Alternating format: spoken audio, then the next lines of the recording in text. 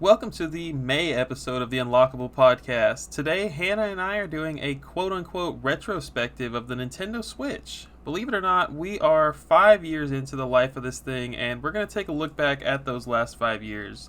The hardware, the software, the good, the bad, we're talking about all of it right now in episode 27.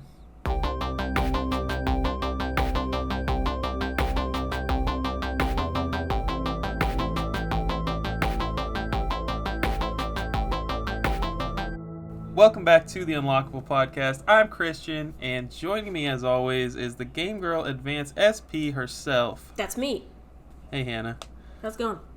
How are you today? How's everything going this month? Oh man, I gotta tell you, 2020 still not my year. We've got some good and some bad. I guess I'll start with the bad. I had to put Marbles down, my cat of 8 years, the unofficial mascot of the podcast. It's very sad. That's right. If you've ever put an animal down, you know just how absolutely tragic it is. But, taking every day, one day at a time. But, on good news, I graduated from college. That was nice. Heck yeah. Yep. And I got a degree in Japanese language and culture, and I'm sure you're thinking, wow, what a stupid degree to spend thousands of dollars on. Well, my parents would agree. So I'm back in school getting a degree in management information systems, which is basically just the combination of business and computers. So that's nice. So I'll be in school for at least another year. Also, in good news, food. Everyone likes food. There is a Raising Cane's, which if you don't know is like a Texas, like southern, except for Florida, chicken restaurant. And it is so good. I love Cane's. And that was the moment that you realized 2022 might not be so bad after all. Yep, that in that exact moment. There's also a Shipley coming to my area, which I think most places do have Shipley, but it's like a donut, like kolache kind of thing, which I thought was like exclusive to Texas, but it's not because there's one here. So. Well, yeah, so I guess if you don't live in Texas, people don't have kolaches in other parts of the country. And it's basically just like a hot dog a sausage or a hot dog in dough, like nice bread. I don't know. It's freaking amazing. And it's so normal here that, when I grew up and realized like that it wasn't everywhere, I realized that I was never leaving Texas. Yeah. It's basically just there's like savory donuts and like sweet donuts. So like the wiener and cheese is what I call it. It's like the savory donut versus like a sugary donut. But yeah, it's interesting. And they're so good. Definitely recommend. And it is somehow different from Pigs in a Blanket, which should be around like a nationwide thing, I think. It's kind of like that, but like bigger. It's like a normal size hot dog. Yeah, but anyway. Yes. So... yeah, I can't believe the Raising Cane's thing made it to the podcast. That's how freaking excited you are. Well, you gotta... it's the small things, man. You gotta look up somehow. Can't all be bad. Very sad to hear about Marbles. I know that is very tough for you. And that cat was absolutely the unofficial mascot. No doubt about it. May she rest in peace. Okay. So, episode 27, I guess you're not going to ask me how I'm doing. We can just get right into the been buying and been playing. No, I would say life is going pretty well for me. It's very busy right now, and this weekend I am really looking forward to this long 4-day weekend I have. I'm going to a bachelor party for a few days, and then I have a concert I'm going to go to on Sunday. And even after all of that, I still have another day off, so I am very excited to do some relaxing this weekend. Wow. Good times over there in Texas, huh? That's right. I mean, honestly, it's been very boring for me. I have not left the house a lot lately, unless it's to go to work, so to say I have plans this weekend is pretty sweet. That's awesome. Very awesome. Anyways, let's get into it. What have you been buying, Hannah? Well, everyone will be surprised to know again that I've actually bought a lot. So, I don't know, I might have told you this, but if you don't know, there are quite a few Switch games that you should always be on the lookout when you go to retail stores, especially games that came out like 2017, 2018, 2019, because they're obviously not really being printed anymore. One such game is Diablo 3. like the collector's edition for Switch. I think it released, I don't know, a couple years ago. It released with like an amiibo, whatever. But that game sells for like $50-$60 online, but it's sold in the stores for like $30. So I got mine. I picked mine up from Walmart for like $28, I think. Not that I'm gonna sell it, but it is cool. It is nice to have. Then you hooked me up with a 3-pack amiibo, the Animal Crossing amiibo, like the little sheep people and KK Slider. That was awesome. Those aren't particularly rare or anything, but these ones were in the box, so that was kind of cool. This one... You made sure to just throw those right into the trash. Oh, you haven't seen them yet, right? Everyone knows I'm a big fan of Animal Crossing, but I mean, they're cute, and I like amiibo, so I had to get them. I mean, the boxes, Oh, yeah. Absolutely in the trash. First I stomp on them so that nobody can collect them, and then I throw them away. The next one is, I don't know if it's rare. I don't know the rarity of most amiibo, but it's the Pikmin amiibo. Not the Olimar amiibo, but it's like the actual Pikmin on like the rock. That one is pretty rare. I got it for a good deal. Then today, actually, I picked up Monarch from the Switch. I think I talked about it in the news section a couple months ago. I played the demo on the Switch not that long ago. It was interesting, and I'm hooked, and I had to get it. It was $30 in GameFly, but it sells for $60 in stores. Don't know if that was a price mistake or if it just dropped that quickly. Who knows? Then I also picked up Monster Hunter Generations Ultimate on the Switch. Oh. It was $10 on Amazon, so any Switch game for $10, I'm picking it up. Unless it's Rocket League. Is that a port? I believe, I believe it's a port of the 3DS one. Oh, okay. That was the first Monster Hunter game, I think, to come to Switch. It was just a port, but, I mean, I like Monster Hunter, so why not? And then I also got 13 Sentinels Aegis Rim. It's an Atlas game. It's $60 retail, but it was on sale for $40. And Atlas is usually a pretty good publisher of good games, but also their games kind of become rare and more expensive in the future. So, yeah, I picked those ones up. You know, you mentioned GameFly, and the game doesn't have to drop in value for GameFly to list it really cheap. They just don't know what they're doing over there, and it comes in our favor as gamers a lot. So that's cool that you got that for a good price. Yeah, I was surprised. But yeah, definitely going to be checking out GameFly just from now on. I also got something from GameFly. I got Spider-Man Miles Morales on PS4. It was cheaper than eBay. It was cheaper than Amazon, Best Buy, everything. So that was enough to convince me to finally get that game. Lots of comic movies have been coming out lately, and I've just been in a big comic book mood. You know, we just had Moon Knight on Disney Plus too. There's just a lot going on with both Marvel and DC, and I've just, really was excited to jump into Miles Morales. I actually beat that game in like 4 sit-downs, so that was cool. Cool, man.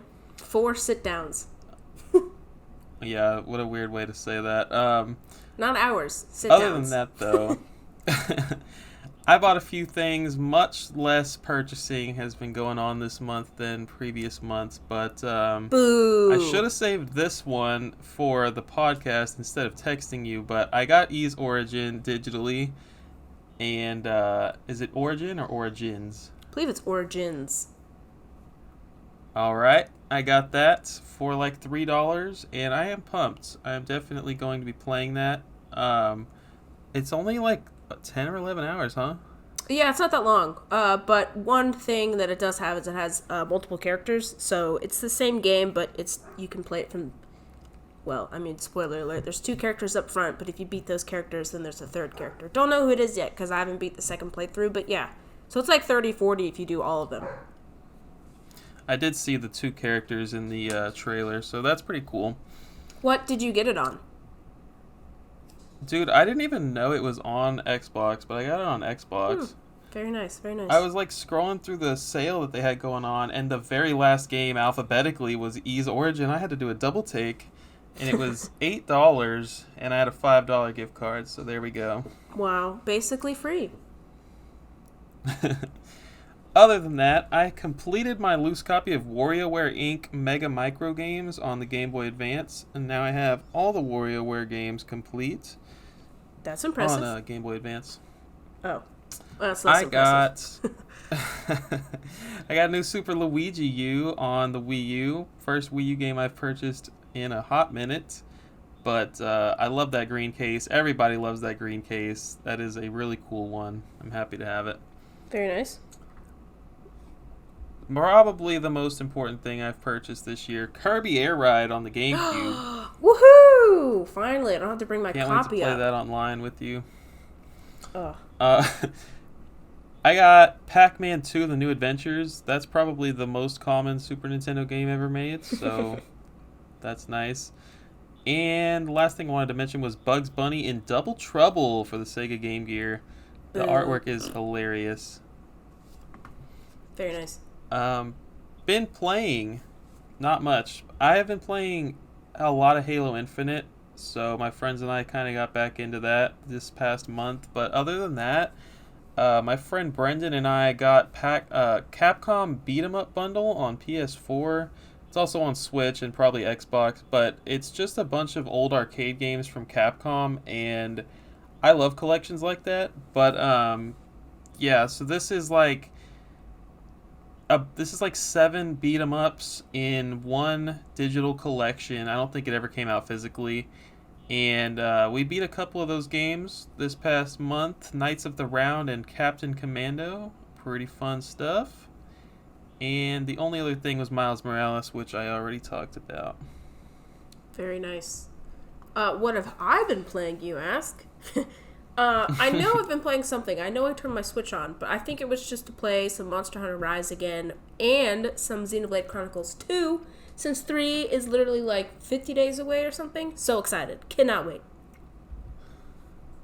Oh yeah, they moved back Splatoon and moved up Xenoblade. Is that what happened? That is exactly what happened. Crazy stuff going on this year. I know. It's great. It's great to be a Xenoblade Chronicles fan. Just in general. I mean, Monolith Soft just kills it, man. They really do. Yeah, the Switch has been good to Xenoblade. Yes, it has. But that's kind of a spoiler. We should save that kind of talk for a few minutes from now. Ooh. I have some news here. I know you don't have any because you're a slacker, so I'll take care of the news this month. Oh, you're right. Catch me slipping. PlayStation shared their games that are going to be on their new subscription service. Either that or they got leaked, I don't remember, but there's 340 games-ish, and I think most people were kind of disappointed based off the feedback I saw on Twitter. I didn't really look through the games too much. I'm not planning to buy this service. I already have Xbox Game Pass. There's already hundreds of games for me to play there. Probably not going to pay for yet another subscription service, but we'll see. I think a lot of people are interested in the classics, and the classics are apparently lacking a little bit. The PS1 games, the PSP games. So, I don't know. We shall see how people feel when it releases. I'm sure it'll be successful. But yeah. Next up, Reggie released his book, Disrupting the Game. I have not purchased it yet, but I definitely want to read that. Reggie Fils-Aimé, to be clear. Yeah, the Reginator. Everybody knows who that is. Come on. The only Reggie. Yeah. I saw Lord of the Rings. Gollum is coming out in September of this year, and I don't know. I'm not like the biggest Lord of the Rings fan, so I don't know why I even wrote this down. Like I'm looking forward to this game. I guess that's why I wrote it down. I kind of am excited for Lord of the Rings Gollum. So, are you a Lord of the Rings fan? Absolutely not.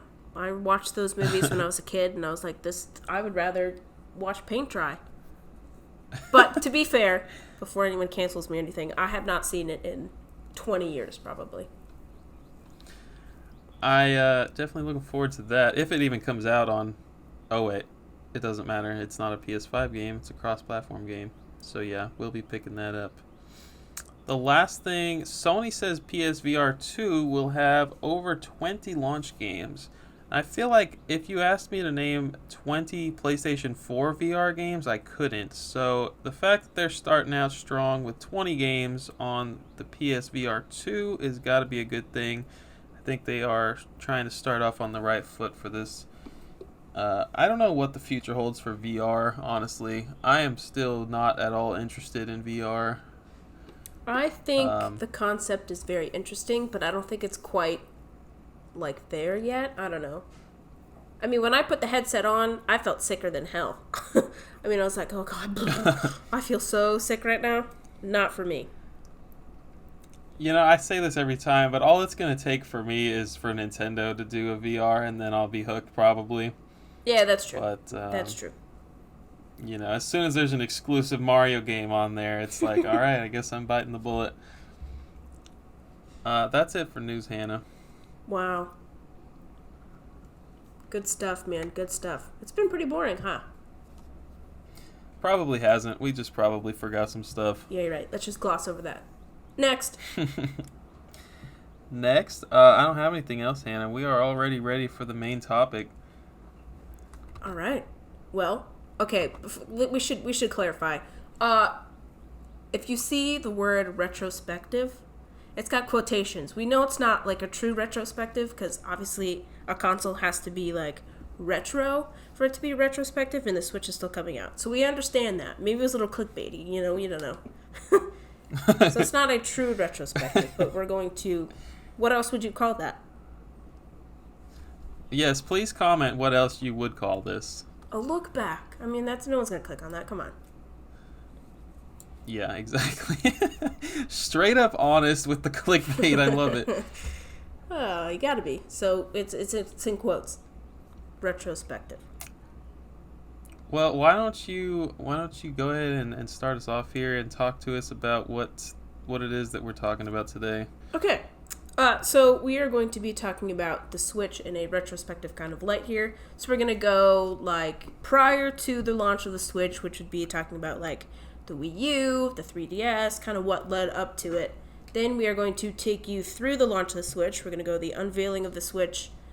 And then the first year, then we're going to break it down year by year, kind of talk about the games, the events, notable things that we thought, would be good to talk about or we found interesting. And then we're going to talk about the future. What does the future hold for Nintendo and the Switch? We don't know. We'll discuss. All right. So as Hannah said, we will... I don't like how I said that. We'll. Exactly. What the heck was that? All right. So... As Hannah said, let's get into the years leading up to the Switch. I don't know if you guys ever heard of this one. You might have missed it. It was kind of a weak console. The Wii U came out in 2012 and ended around 2016, 2017 with a solid 13.5 million units sold. And that includes it's been a decade since the console launched. And, yeah. It definitely makes me feel old thinking that the Wii U is a decade old. That is crazy. I remember getting it as like a Christmas present, being like so excited. I can't believe that was 10 years ago. Whew. What were the people's opinions, Hannah, when this console released? Just the Wii U opinions in general. I think a lot of people were.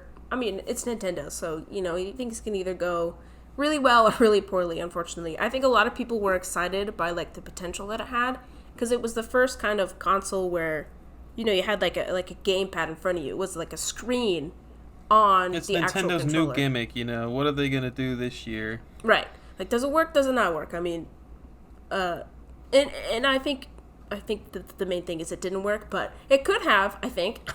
I just think some things went wrong.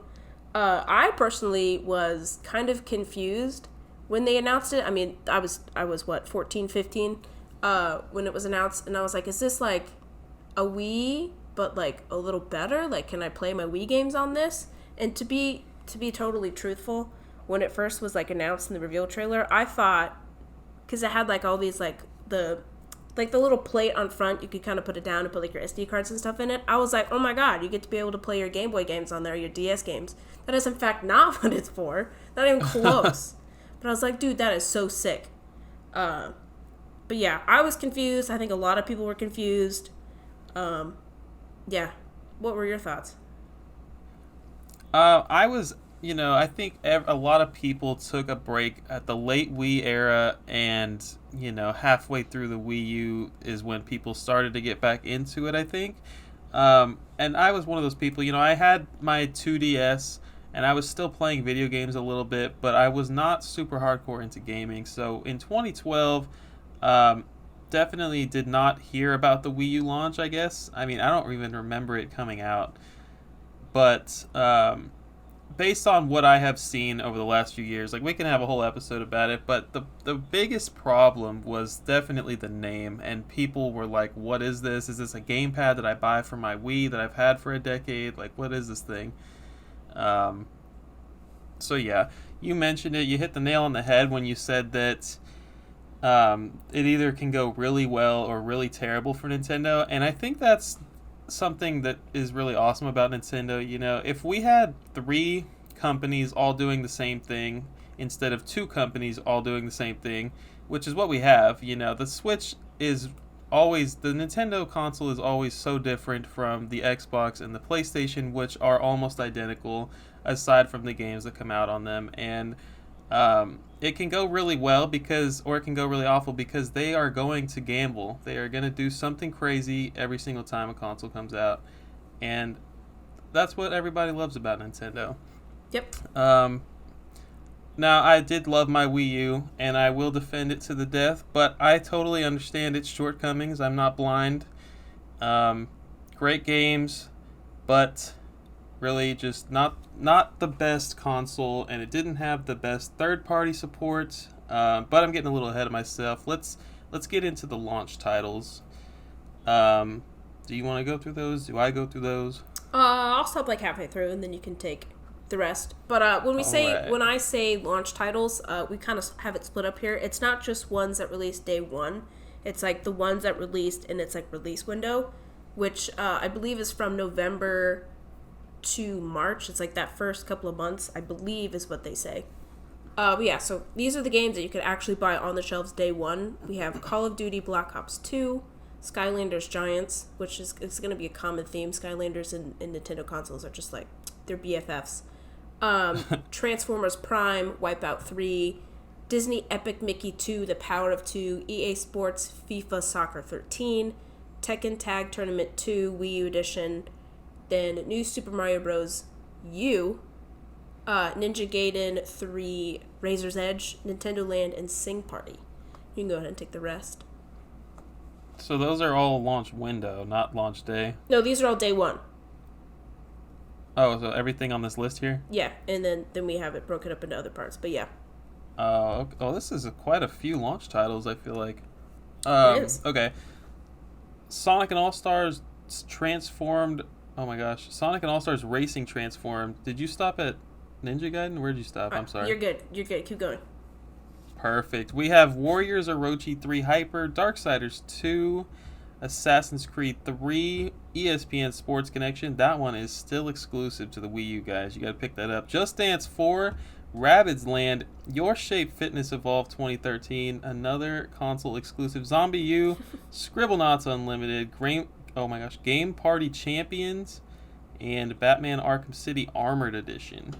Very nice. And then the next section we have here is for release later in November. Not all of these are physical. Some of these are just download games only, but I believe the top one were all released physically. So we have Chasing Aurora, Cloudberry Kingdom, Madden NFL 13, Trine 2 Director's Cut, Mighty Switch Force HD, Tank Tank Tank, Nano Assault Neo, Little Inferno, and Toki Tori 2. Tank Tank Tank always was one I wanted to pick up. It was always dirt cheap, and I never picked it up. Not anymore, it's not. It did go for a lot at one point. It's probably shot back up. Oh, wow. The remaining titles are also part of the launch window, vaguely. Don't have the exact launch dates written down, but here we go. Funky Barn, I'm pretty sure that one is super expensive now. Yeah. NBA 2K13, 007 Legends, Cabela's Dangerous Hunts 2013. We had Rapala, I always don't know how to say that one, Rapala Pro Bass Fishing. Yep.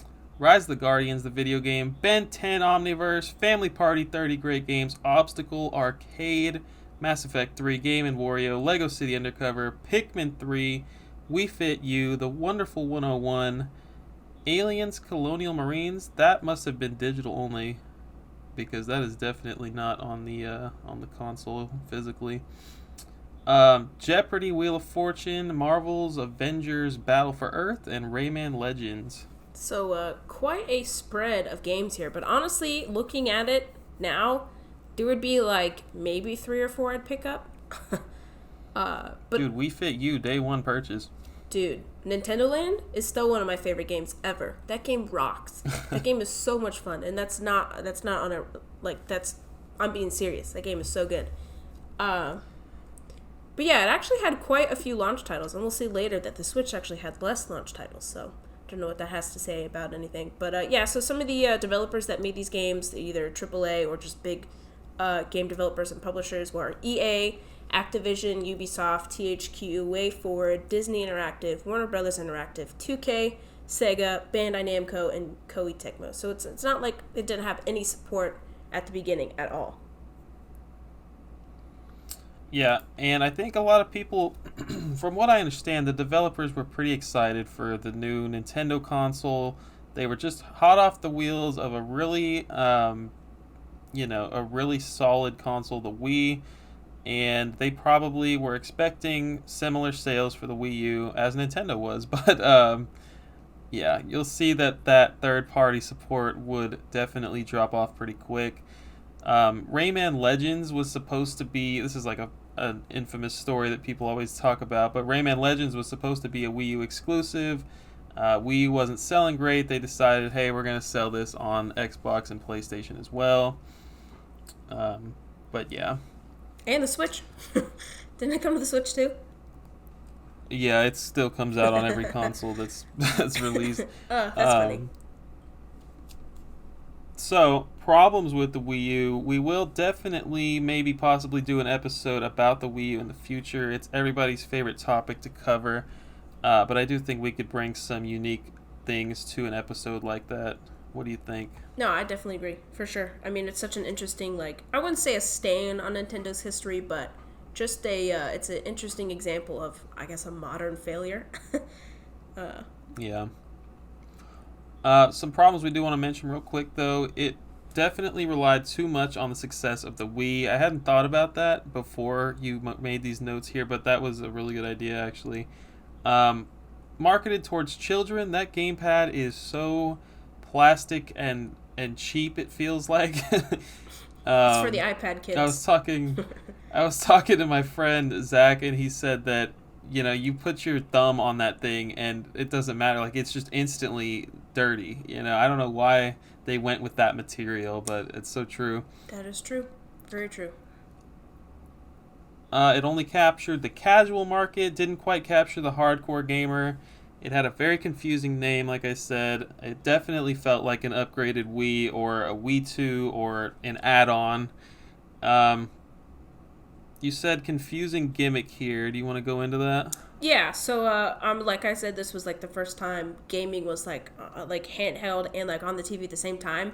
So I think people were confused. They're like, can I just use like the gamepad to play? Do I need the TV? Like, again, it was just, It was a confusing concept. And it was an underutilized kind of mechanic. Like, I would think like maybe 6 games use the gamepad actually well. So I think a lot of developers were just kind of turned away from something like that. And I'm sure it was difficult to program for in general. I mean, it was kind of a new concept. Then we also have lack of third-party support, like we said earlier. It was there initially for sure, and then lack of sales just kind of scared people off. They're like, we're not going to invest millions and millions of dollars or thousands of dollars to put our games on the Wii U if it's going to sell like 6 copies. And then eventually Nintendo kind of gave up on the system.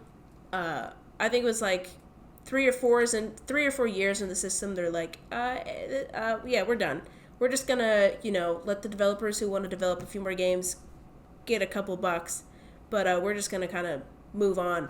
And I think a good example of this is Breath of the Wild. Like, the reason that I bought my Wii U or was so adamant about getting a Wii U is because, like, I gotta play the next Zelda game, right? It was showed off in, like, I think the first look was 2014. And then it was delayed, and then it just kind of, it was a unique situation where Nintendo was like, the Wii U sucks, we're developing this new platform, we might as well just kind of wait, because, Zelda's not going to sell as good as it could if we waited and put it on the Switch. which is why Breath of the Wild was a launch title for the Switch, but it did also come out on the Wii U, which was nice. But I think you played it on the Wii U, but I never have. But did they take out all of like the gamepad game mechanics? Yeah, they couldn't have their flagship title looking better on an older console, so the gamepad support was completely removed, which was super lame, but understandable from a business standpoint. I mean, even just like making Breath of the Wild, like the Sheikah Slate was supposed to be like the gamepad. Like you were supposed to. I mean, it had so many more mechanics, even in the gameplay that they showed in 2014, 2015, and 2016 before that. So that's disappointing. But yeah, they kind of were like they gave a nice send off to the Switch or for the Wii U, and they just moved to the Switch. I believe Breath of the Wild was the last first party game that come out for the Wii U, wasn't it? That definitely had to be. But yeah, I mean, I understand why they did it. The fact that they even released it on the Wii U was a nice commitment to the Wii U people who had been waiting for so long, you know. If they hadn't announced the game so early, they probably would not have released it on that console. But because people were waiting for probably 3 years for that game, I think it was nice for them to release the game on the old console, despite, that possibly taking away from their Switch sales.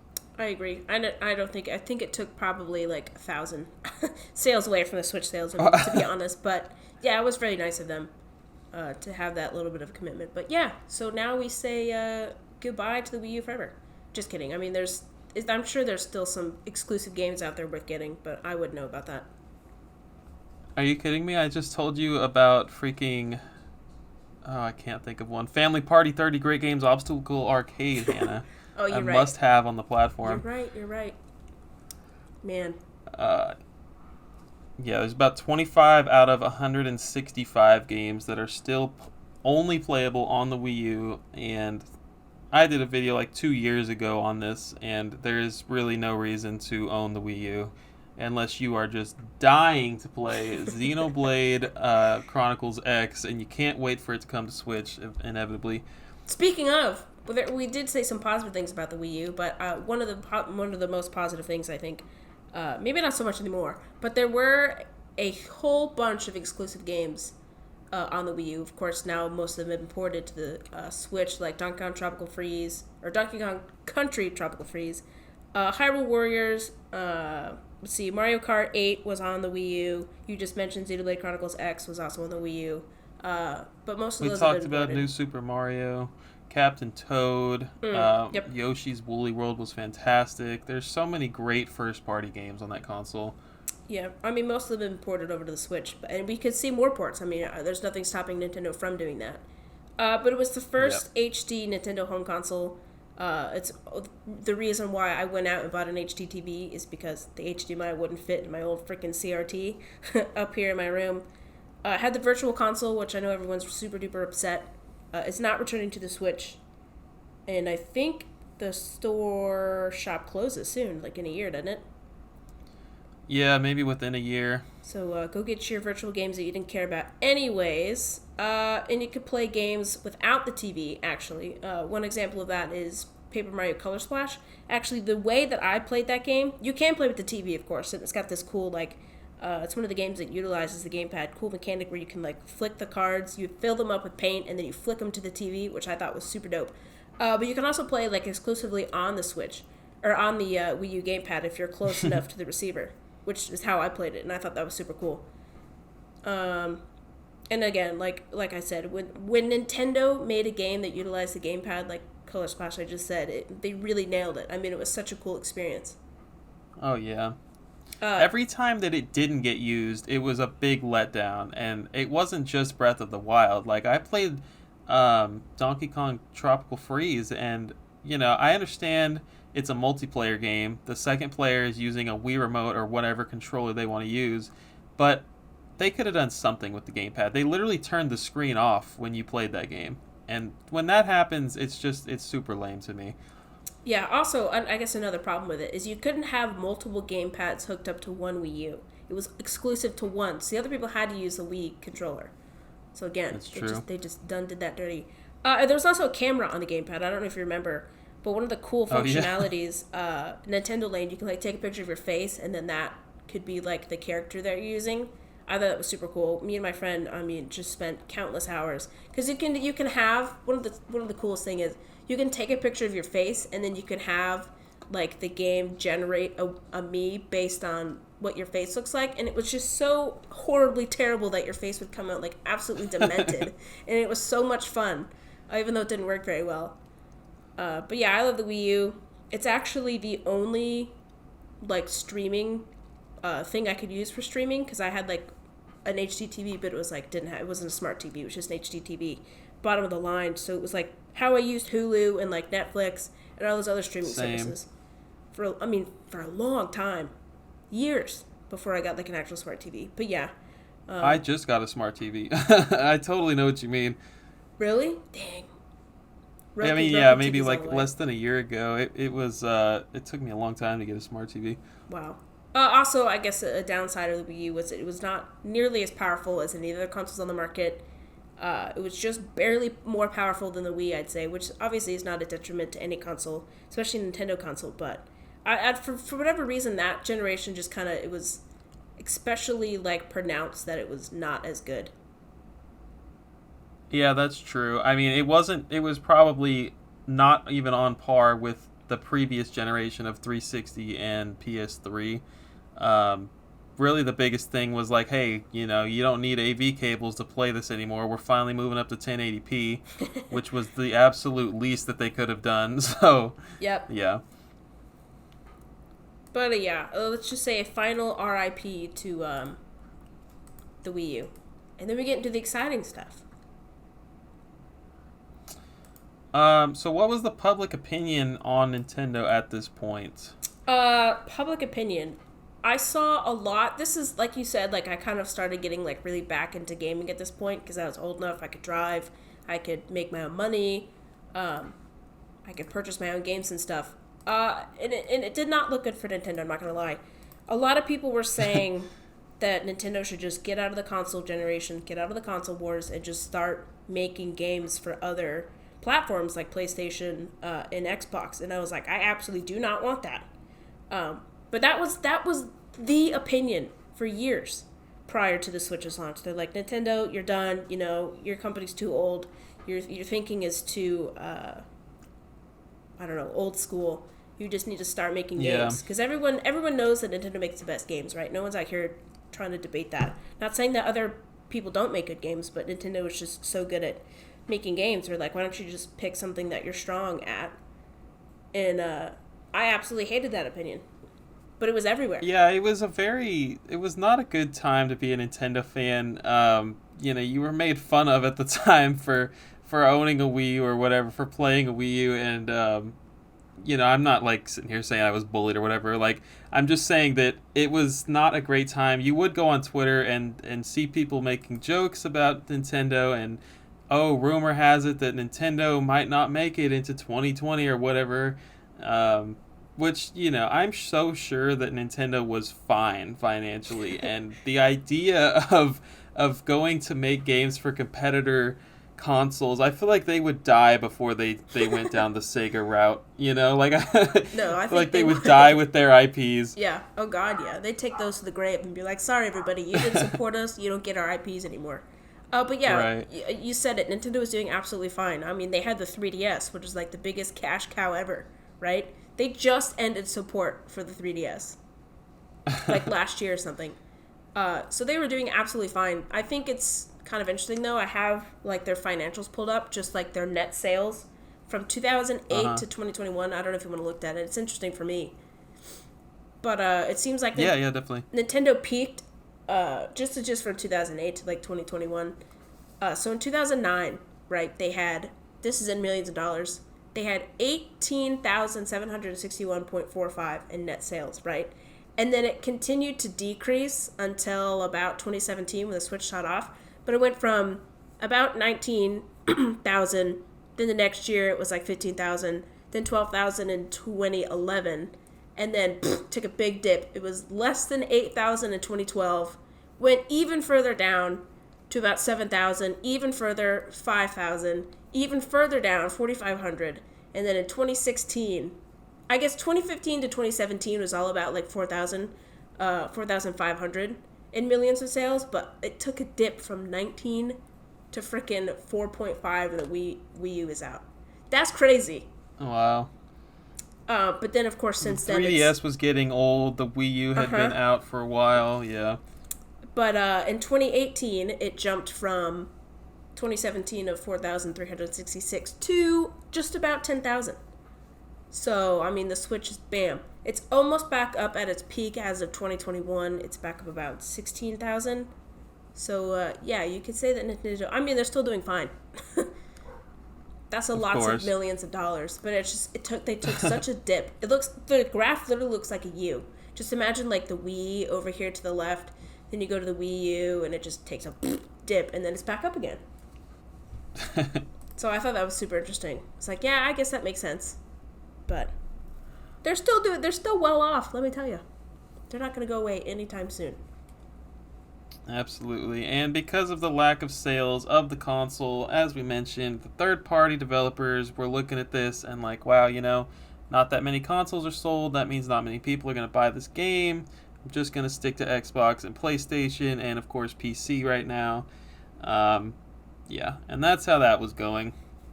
Poor Wii U. Yeah. May it rest in peace forever. But then we get to the exciting stuff. So this is still prior to the launch of the Switch. We have like a section here for the unveiling of the Switch and like leading up to the launch. And I have a note here that we are thinking about making an episode dedicated to itself about like the rumor mill and like what people thought a console was going to be, or like failed concepts, or stuff like that. I think that would be really interesting if we can find enough information on it. But yeah, of course, prior to the launch of the Switch, people were like, okay, we know Nintendo's going to make a next console. What will it be? What will the gimmick be? If you would like to hear an episode about that, like she just mentioned, you should definitely comment for us. Yeah, definitely. But I think that would be super interesting to explore. So yeah, like I was saying, there was a slew of concept arts and like stuff shared on Twitter, like, oh, this is what it's going to be, this is what it could be. A lot of them are wrong. In fact, most of them are wrong. But yeah. Yeah, I remember that time. It was an interesting time. We knew a new console was coming out, and we were all very eager to see what it could possibly be. Would it save Nintendo? But yeah, when the rumors started coming out that it was going to be a console and handheld hybrid, it seemed like the rumors started to be more true. There were a lot more rumors, a lot more leaks, supposedly. But yeah. Yep, insiders releasing, fake stuff on 4chan and 8chan or whatever. But yeah, so we get to the launch trailer, which was released in October 20th of 2016. The Switch was also codenamed Nintendo NX, which just stands for Nintendo Next. I think that was an internal name as well, not just like one that we referred to. But yeah, I think they did something really smart with this trailer. So I kind of have a breakdown because I watched it and I remember watching it. But the trailer starts with like some guy playing Breath of the Wild, and everyone, of course, was like, "Oh my God, it's Breath of the Wild! Let's go!" On the couch, and then there's a close-up of what we now know as like the Joycon controller with the two Joy-Cons split, and then he takes them off, takes them apart, and you're like, oh my God, where's he going? He goes to like play basketball with his BFFs. He goes to like a park, he goes on a walk, and then he goes on an airplane, and you can play the Switch portable. You're like, oh my God, what is this? And then some girl takes it to like a rooftop party, and her like girlfriends, they play. So we got the idea that it was going to be a hybrid console. I remember watching this. I was actually Goodwilling at the time, and I was watching it in the car. Gosh. And I was like, oh my gosh. I am not going to lie, I was very skeptical at first. I was like, not quite sure what this is showing me. There's like home stuff, there's stuff on the go. I would not say that I'm a very like on the go gamer. I very much prefer to play stuff on the TV, so I was like, I don't know what this means. Like, are only some games going to be, like, on the go, some games on the TV, like the Wii U was? So I was skeptical at first, but, yeah, I thought it was interesting. I had no idea that's the direction that Nintendo was going to go at all.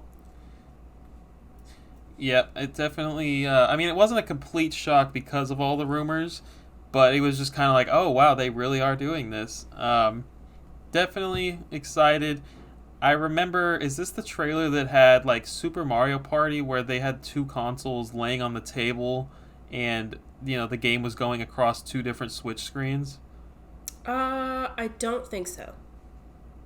Oh, okay, that's surprising. What about the back of the headrest where the kids are Yep. playing? Yep. That was the thing. Okay. Yeah, that one sticks out, and I still don't know if that accessory exists, honestly. That was like, I remember being hyped for that. I know, me too. I don't think that's I don't think that's a real thing. I think it was like a coat hanger. I also am not a big on the go gamer, so I was probably a little skeptical as well, but I do remember having that aha moment where it was like, oh, okay, so they are going to go with that route that was rumored for the last year. Yeah, certainly. It was certainly a shock for me, honestly. Yeah. But we're not alone. Reception and like the industry and like the audience that they were targeting was certainly mixed. People were obviously concerned that the Switch failed to address the issues that led to the Wii U selling poorly, so like the marketing or like the power of the console. Others were worried that Nintendo was going to fall into the same marketing to the casual market instead of core gamers. So like I said, I think they did it really well with this first trailer. It wasn't like children, right? It wasn't like cute little animated characters or whatever. It wasn't Mario popping out of the screen and like kissing a baby on the forehead or anything. It was like actual people, teenagers, adults that would actually play this. So I think that was really smart. But most people were weary. Like we were skeptical, but they were excited about the potential and the possibilities. I think that when you see something handheld, you are instantly thinking, okay, how could this possibly be as powerful as these other consoles on the market? There's no way that it can play in 1080p or 4K or whatever. I think that was probably something that people were worried about as soon as they saw a handheld and the hybrid model there. Yeah, for sure. I mean, we know that the Switch did sacrifice some of the power because some of the earlier games, especially ones that weren't developed by Nintendo, didn't look quite so well. Didn't quite look so good on the Switch screen versus on the TV. But I wouldn't say anything was like super broken, except it was like WWE, whatever that game was. That one looked awful. But yeah, that was that was kind of a problem at the beginning of the Switch's life. But internet reactions, most people were totally down. They were totally into it, even if it meant sacrificing some of that power. Others were not totally sold on the hybrid console. Some people were like, this is a stupid idea. I just want to be able to play on my TV and nothing else. Yeah. But I love it now. I was skeptical then. But I think... Yeah, definitely. Want to jump into this next one here? I think that'll wrap it up for the leading up to the release. But yeah... March, what is it, 3rd? March 3rd, 2017, baby. March 3rd of 2017, we have the Switch launch, and like we already said, not as powerful, well, we talked about rumors or whatever, but yeah, it ended up not being as powerful as the other consoles on the market. Does Nintendo think of these consoles as competitors? That is a good talking point. I think that they are definitely competitors, but...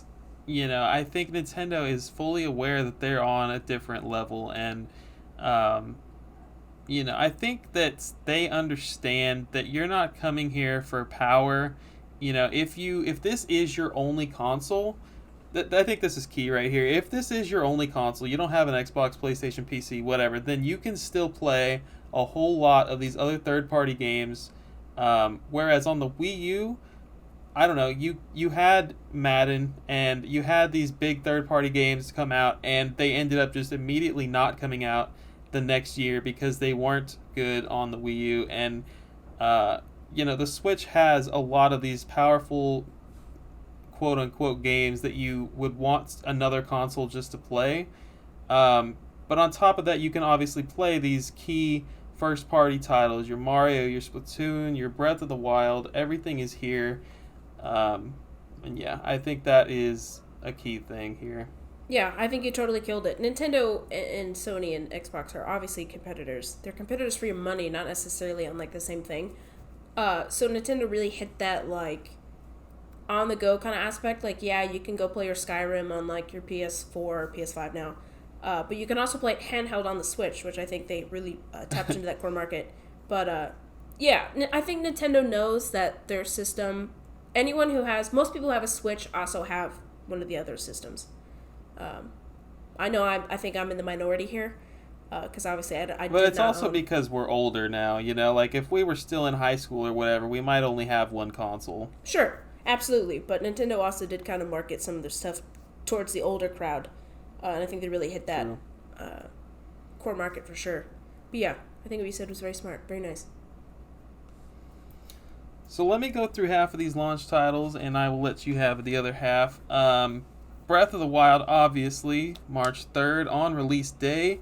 Do we know which ones? Are these 12 right here all on the day of release? I believe... I think it's in like the window still. I think I wrote down the actual... Oh yeah, here we go. This list is a little bit different. So I looked up the actual launch day titles, and this probably has some digital stuff in here. But 1-2 Switch, Breath of the Wild, Skylanders Imaginators, Just Dance 2017, Super Bomberman R, I Am Setsuna, World of Goo, Little Inferno, Human Resource Machine, Snipper Clips. I remember that being a big one when it came out. Mm-hmm. Fast RMX, and then Shovel Knight Spectre of Torment, which I believe is just DLC, and then Spectre Knight Treasure Trove, which I'm not sure if that is a new game or DLC, but yeah. So those are all launch day titles, for sure, right? I believe so. Yeah, so it had 12, 13, maybe 15, I think what you said, a little bit different than mine. And as far as I know, the Wii U had 23. Not to say that has anything to do with the console's success, because obviously it doesn't. Well, I just thought that was interesting that they could not get as much support as they did on the Wii U for the Switch. Silly developers.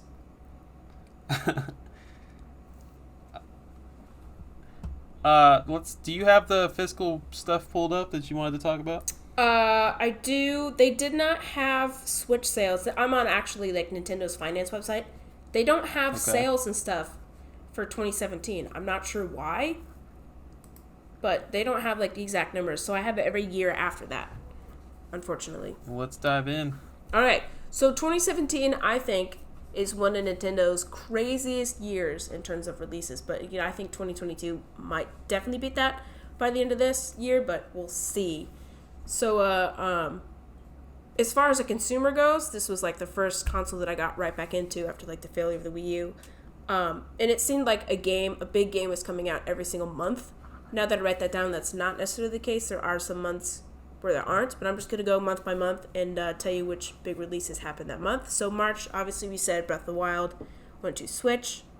And then in April we have Mario Kart 8 Deluxe, which is a port of Mario Kart 8 from the Wii U, but it adds all the DLC, like Link as a character, the Animal Crossing character, or tracks, Jesus. All of those that you could pay for on the Wii U. This all came packaged in, which is still one of the best-selling Switch games of all time. Interesting. May did not have a notable release. We got ARMS in June. July was Splatoon 2. August, not a notable release. September was Pokken Tournament DX, which is also a port from the Wii U. Then we have October with Fire Emblem Warriors and Super Mario Odyssey. Nintendo did not get one, or November did not get one, and then in December, the greatest game of all time, Xenoblade Chronicles 2, which I love so much. January, again, no notable releases, and then February was Bayonetta 2. So, was Fire Emblem Warriors like a port? Was that a 3DS game or something? No, that was a new game. Oh, okay. Mm-hmm. One thing we should definitely mention at this point is there was no pack-in title. So the Wii had Wii Sports, the Wii U had, what is it called, Nintendo Land, and yeah, the Switch did not include any game with it. So even though 1-2 Switch was pretty much a tech demo game, it did not come packed in. They just said, hey, here's this $300 console, and we know you're buying it to play Zelda, so give us another $60. Yeah, that's very true. Very true. It's not something I thought about, but yeah. So, that was just like the first party titles. Below that, I just have some notable third party games and other AAA games that came over to the Switch in the first year. Games such as NBA 2K18, FIFA 18, Just Dance.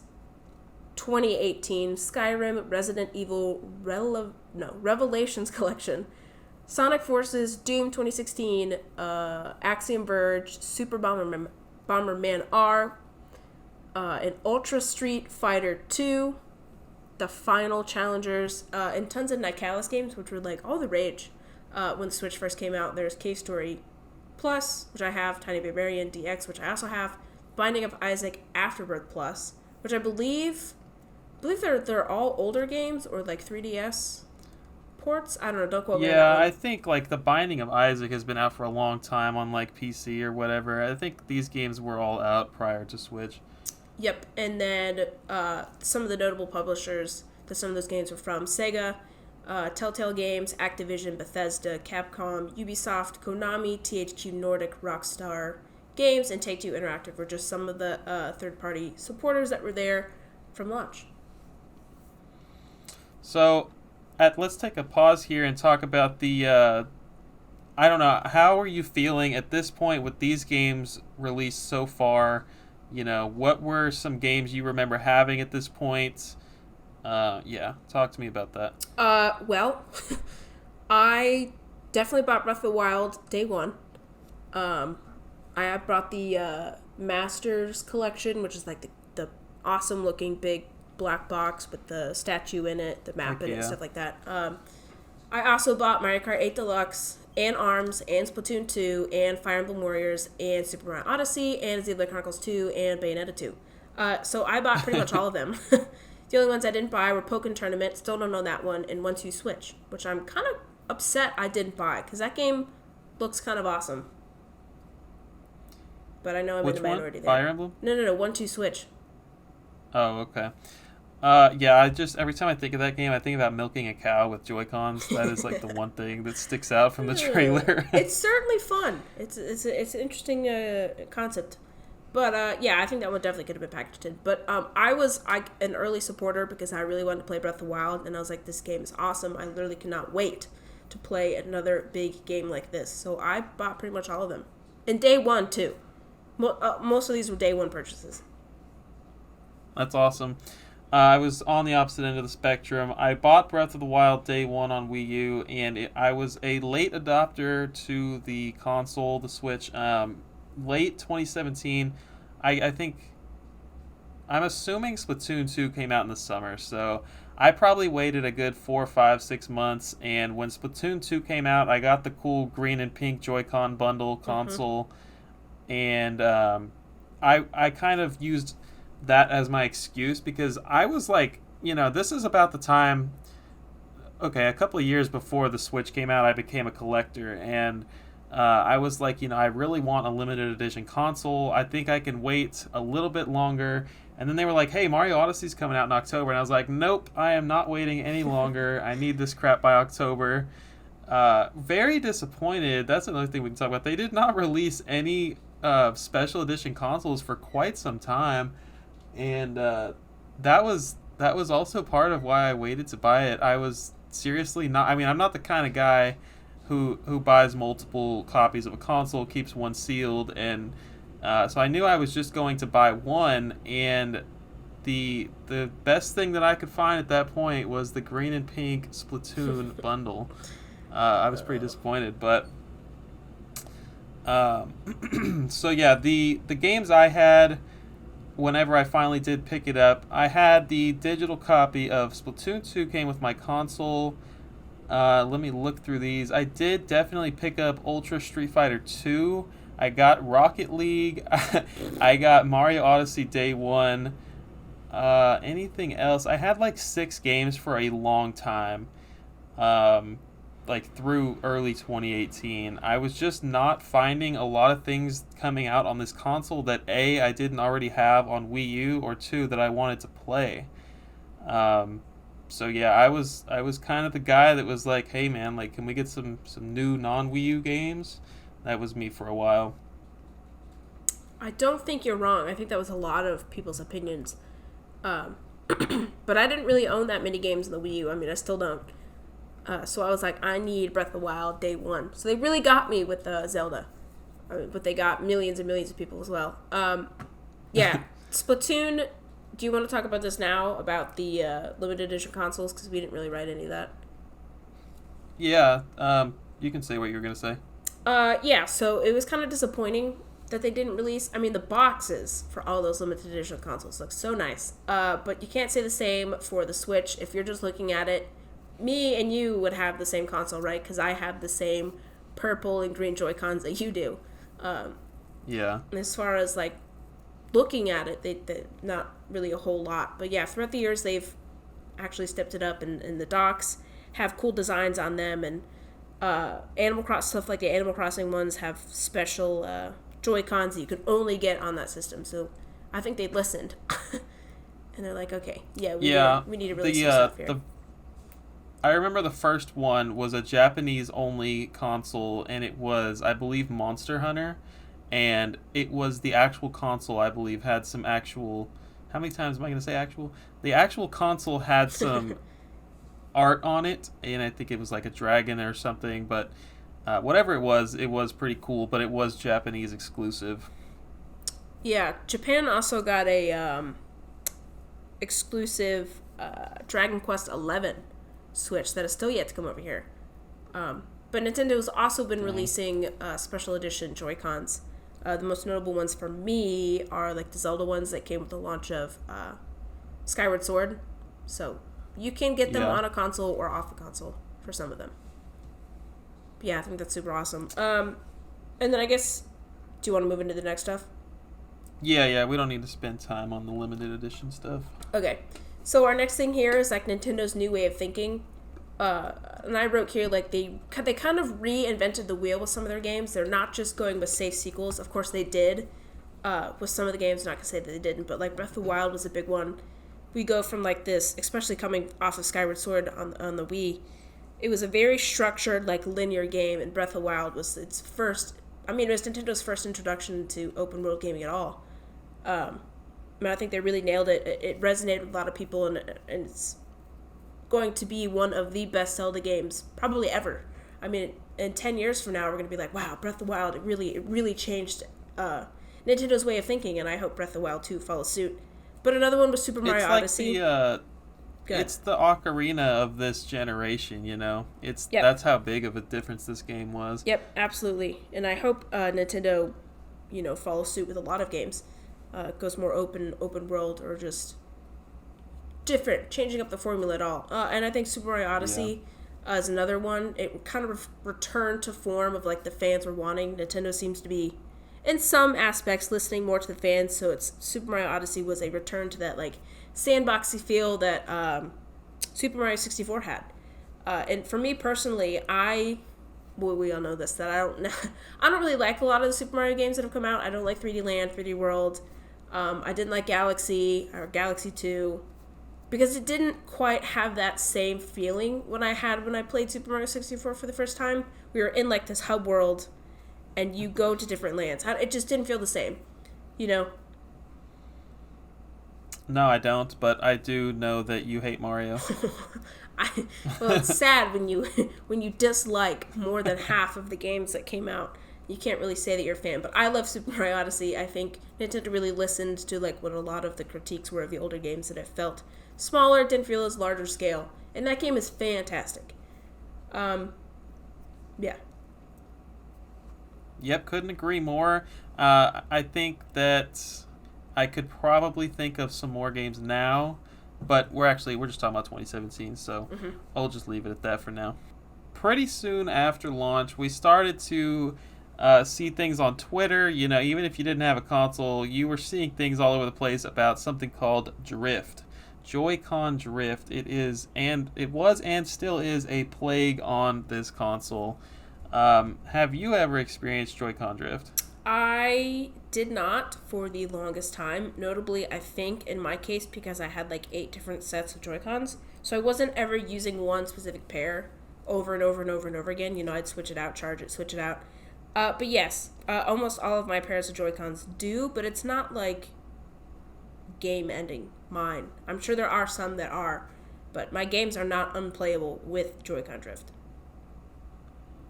Wow, I didn't know that for you. I have not experienced it once, but I must say, after Smash came out, I have had the Pro controller, and it's been my number one controller that I use. The Joy-Cons are only used for me when I'm in handheld, and that is not frequent. So I have to say, while I have not experienced Joy-Con drift, I have not played on mine enough to, I don't know, wear them out or whatever. But yeah, it is a plague, and people have probably cost Nintendo a lot of money on fixing this and sending it to and from Nintendo to have it fixed. Um, yeah, I don't know what the deal is. Even with all the future iterations that have come out, it is still a problem. I'm sure that Nintendo has people working around the clock trying to figure it out, and they just can't figure it out. I don't know, man. It's crazy. Yeah, so it's among the, I wouldn't say many problems, but some of the problems that are kind of plaguing the Switch. I know that you can send it into like the Nintendo's repair stuff, but I think they put out like a statement on Twitter not that long ago where they're like, "We are so backed up, we are so behind. Our poor people are working like 24 hours a day. Like if it doesn't come in the next, if you send it out and it comes back a few months later, like please don't be upset with us. We're really Dang. backed up here."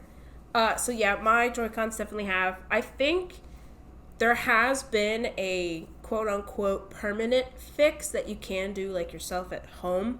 And if you've ever opened up the Joy-Con controller itself, which I have a bunch because I made those specialized custom Xenoblade Chronicles 2 controllers, I opened up my Switch controllers so many freaking times because I'd mess it up and a spring would be loose or something. Anyway, there's the Joy-Con, like the little analog stick, is obviously what's causing the drift, and it comes out. You just have to like pull the little pin off. And I think if you put like a hard cardboard or a plastic behind it, it'll stop it. Because I think I'm not an expert on this at all, but if you put like a piece of cardboard or something behind it, it like stops it from moving.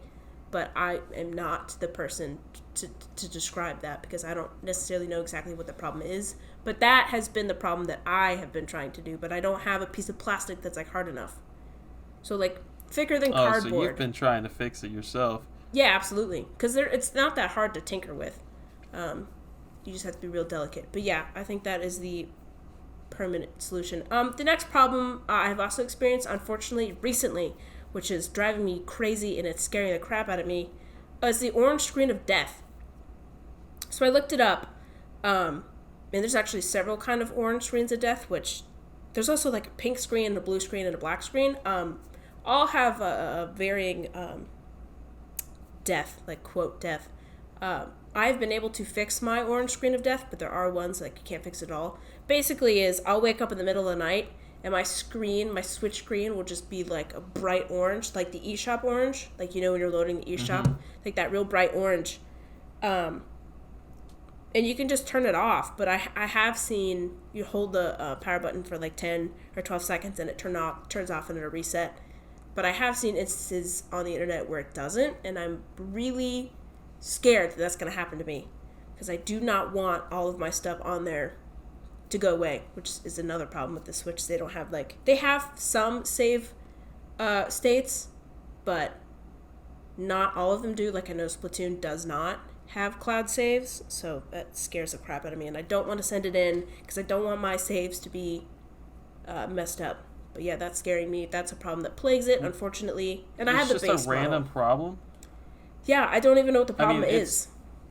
That's weird. I mean, you're the first person I've heard talk about this. Good. I hope I'm the last.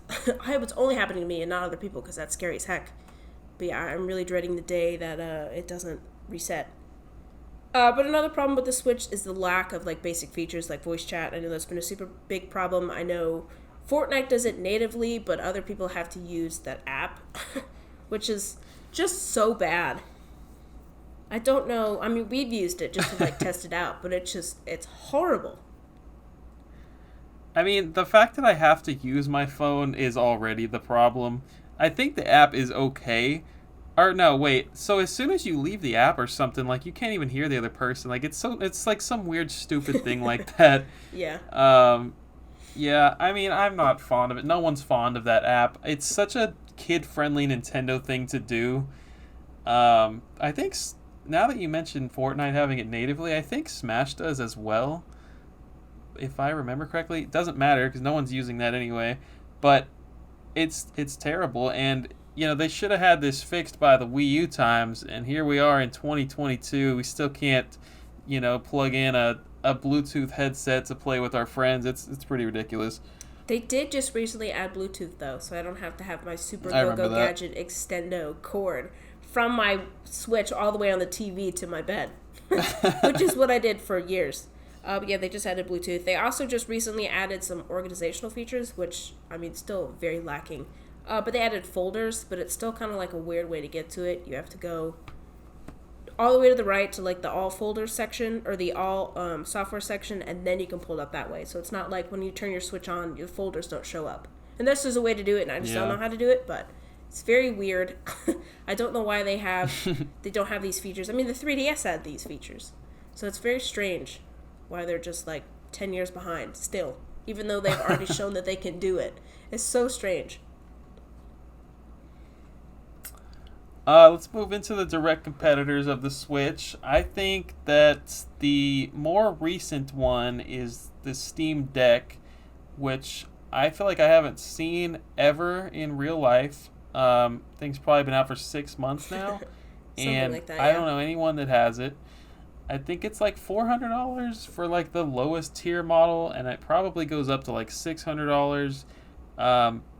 That thing got a lot of hype when it was announced, and people are joking about how it's going to be a competitor for the Switch.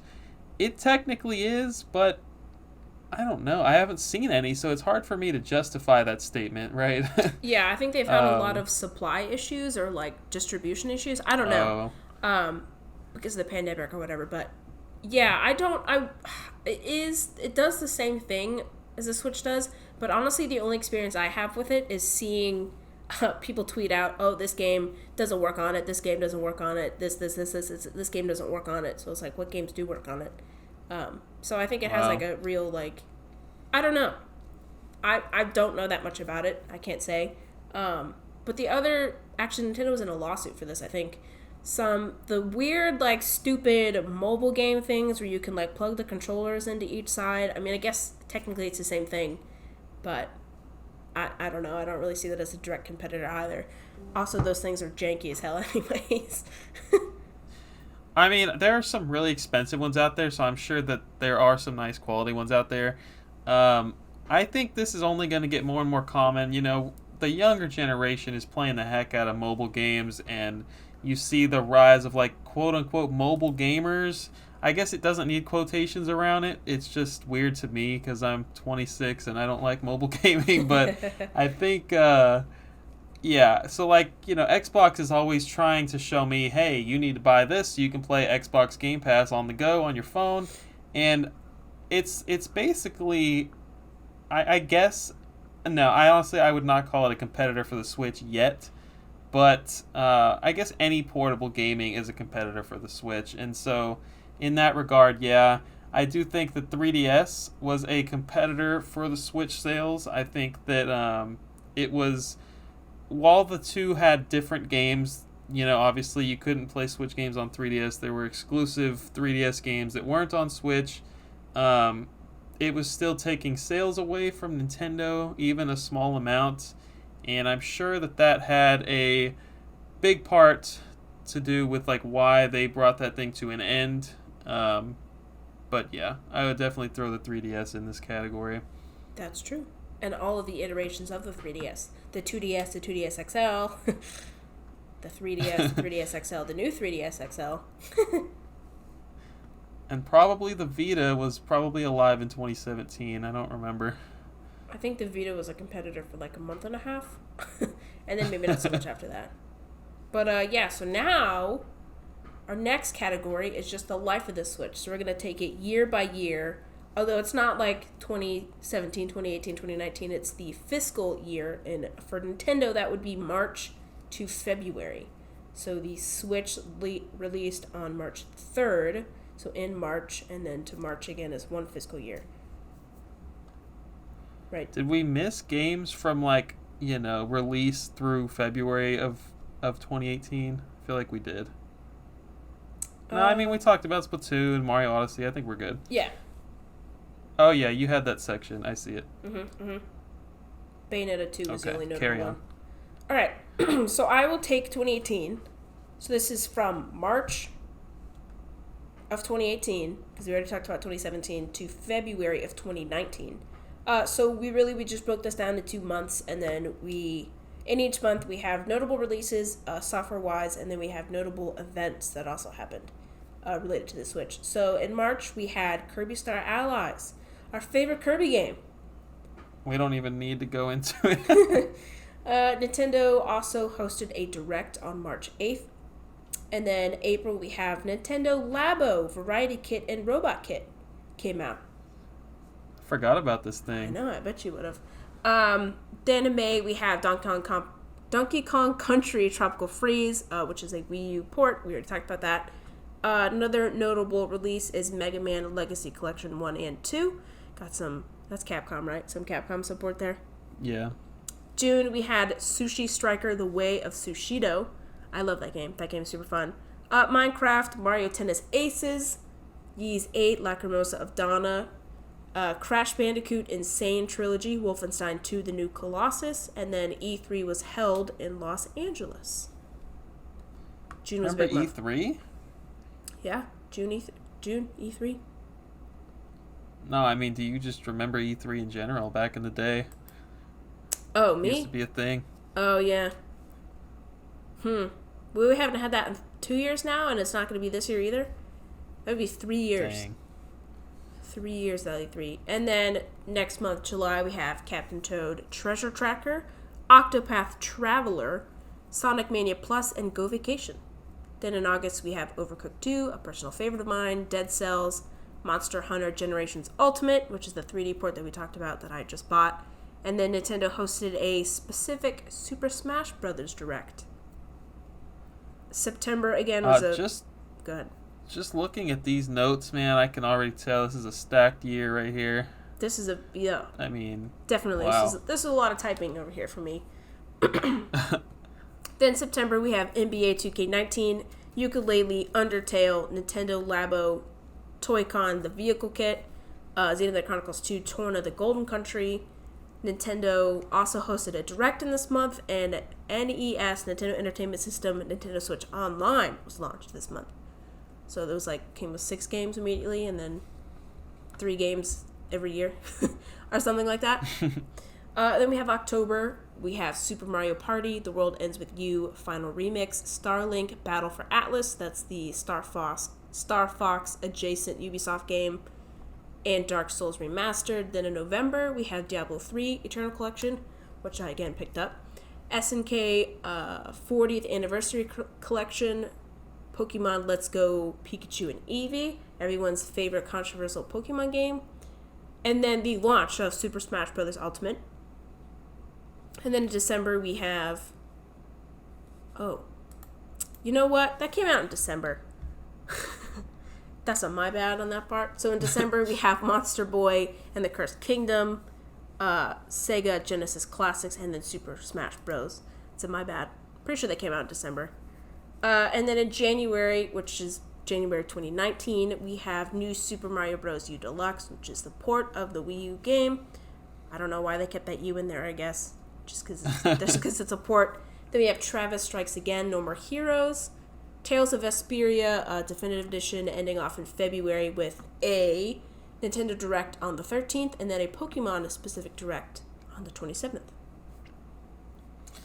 So Super Mario Party, definitely one I picked up. I got Smash, I got SNK 40th, but still, I'm bringing this up because I still was not super into the Switch. While this was a stacked year, it was still loaded with a ton of Wii U ports that I already had played, and it's just, there's not a lot here of these big releases that I was eager to play.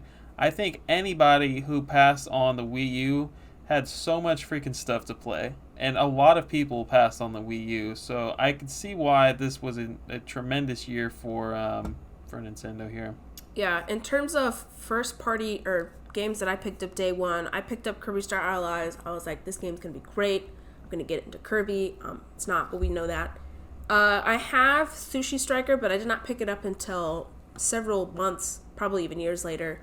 Ys 8 was my first introduction into the Ys series. It was the first on the Nintendo Switch. Loved it. Absolutely could not recommend it enough. And some of the other ones I didn't play, or I didn't buy day one. Oh, I picked up Xenoblade Chronicles 2, Torn of the Golden Country, which is a standalone game, but it just started as DLC. So it's like half the time, but it's still like 30 hours of gameplay or something. I did pick up Let's Go Pikachu, and I also picked up Smash Bros. So yeah. Yeah, I didn't mention all the stuff that I had picked up, but it was definitely started off the fiscal year sour with Kirby Star Allies. Oof. Yeah. It was like a punishment.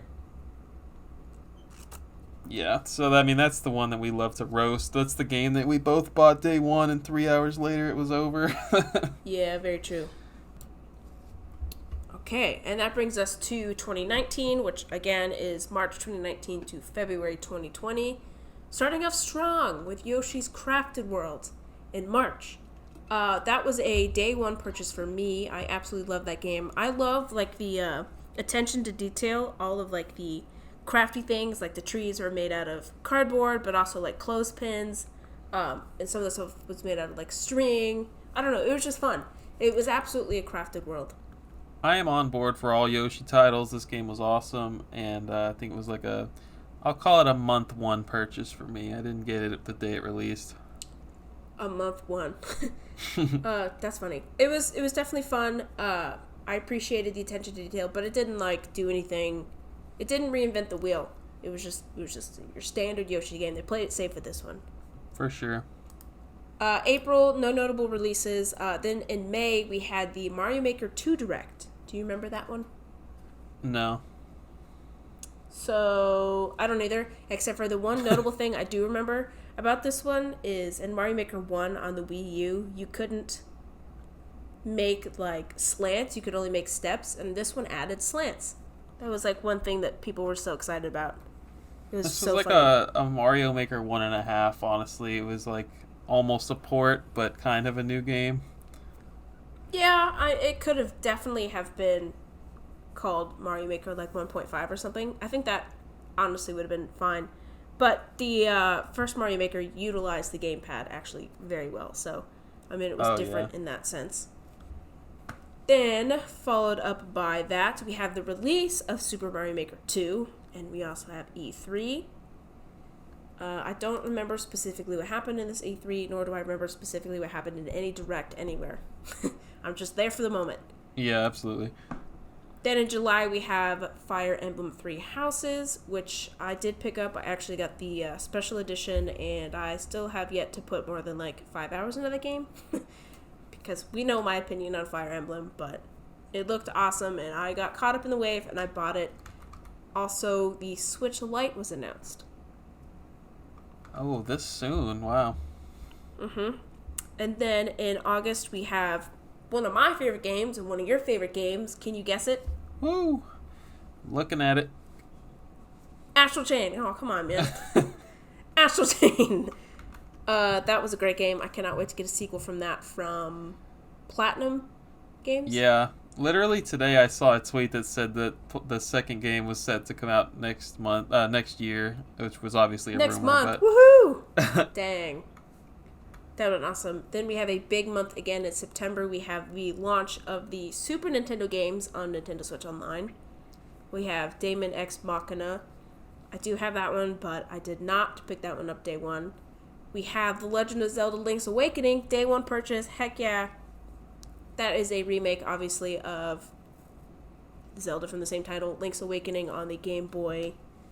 And I believe it was just it was like remastered or something twice. So that was interesting. That's a great game. Dragon Quest XI Echoes of the Elusive Age. Have yet to pick that one up. That one's, I wouldn't say rare, I'd say uncommon. So if you see it, buy it. And then Nintendo Switch Lite comes out. And there was also a Direct hosted in September. So let's busy month. let's kind of pause here. The launch of the Super Nintendo reminded me that back when they were first announcing the Switch, they were saying that you were going to have, you can correct me if I'm wrong, you were going to get a free Super Nintendo or like a free classic game every month, and you would own that game and it would have online support. And I remember being kind of disappointed with that. They were really hyping up the fact that new Mario Kart, what is it called? Super Mario Kart was going to be like online compatible with random players, and this game was going to be like the first one that you own, and this would have been a Nintendo Switch Online subscriber feature only. But yeah, I don't think there were any plans at that stage for the NES and Super Nintendo Switch Online services, so that's kind of what those morphed into as time went on. Just wanted to mention that there. I do not remember them saying if you owned it or not, but yeah, I do think that you were correct in saying that Nintendo Switch Online wasn't really a thing, or, I mean, I would argue they still don't really know what they're doing with it, but yes, I think you're correct. I have spent a lot of hours, over 50 hours on each of the services. I think they have turned out pretty well, but yeah, it doesn't seem like they know what the heck they're doing. I agree. And then in October, we have Little Town Hero, which is a game developed by Game Freak, which notably obviously makes the Pokemon games. We have Ring Fit Adventure. I did not realize that came out that long ago. Yeah, me either. Honestly, with COVID, we don't know what, like, time is all messed up now. Yeah, that is true. Absolutely true. Let's see, what else do we have here? Luigi's Mansion 3. Duh. The best looking game on the console. I was just about to say that. I was about to say that you think that. I played this, but obviously not day one. I played it actually late last year, I think, around October. Then following that, we have November with Mario and Sonic at the Olympic Games Tokyo 2020, which, as we all know, did not happen in 2020. If you want to own a strange piece of history, because that's technically wrong. Then everyone's favorite yearly game, Just Dance 2020. Woo. And Pokemon Sword and Shield, which I picked up Sword day one. Yep, classic right there. Big mixed reviews when that came out, but you and I definitely enjoyed the heck out of it. I absolutely enjoyed the heck out of it. Let's see. Next we have December. No, this has nothing to do with the United States. I just thought it was interesting. Nintendo Switch was released in China in December. Yep, definitely notable. January we have Tokyo Mirage Chess. Dang it! We were talking about this. We were talking about this before. Oh man, they really messed this up over here in English. Tokyo Mirage Sessions FE Encore. Ugh. They got me. I'm so glad that happened. That released, that is a port of the Wii U game. Mirage Sessions. And then we have Brain Training for Nintendo Switch, but it's Dr. Kawashima's Brain Training. I didn't realize there was that delineation in front. And then we also have a Pokemon Direct. So instead of February, it was in January this time. But in February, we had the Animal Crossing Direct. And on to Nintendo's biggest fiscal year ever, probably, maybe. You actually have the stuff for that. Maybe we can talk about that later. But March of 2020 we had a surprise mini direct. We had Pokemon Mystery Dungeon Rescue Team DX, which was kind of like a random port that nobody saw coming. I think it was a DS game originally. So yeah, that was highly overshadowed by Animal Crossing New Horizons. Still think that, my little conspiracy theory, Nintendo was behind the pandemic. They got everybody inside to play their new game. Jokes aside, definitely a moment in history that I will not forget. GameStop was incredible. Not really. They left their doors open despite the pandemic, making them close their doors. This was GameStop's biggest year of their life, or day of their life, and they were like, yeah, we're an essential business. That was the funniest thing ever, man.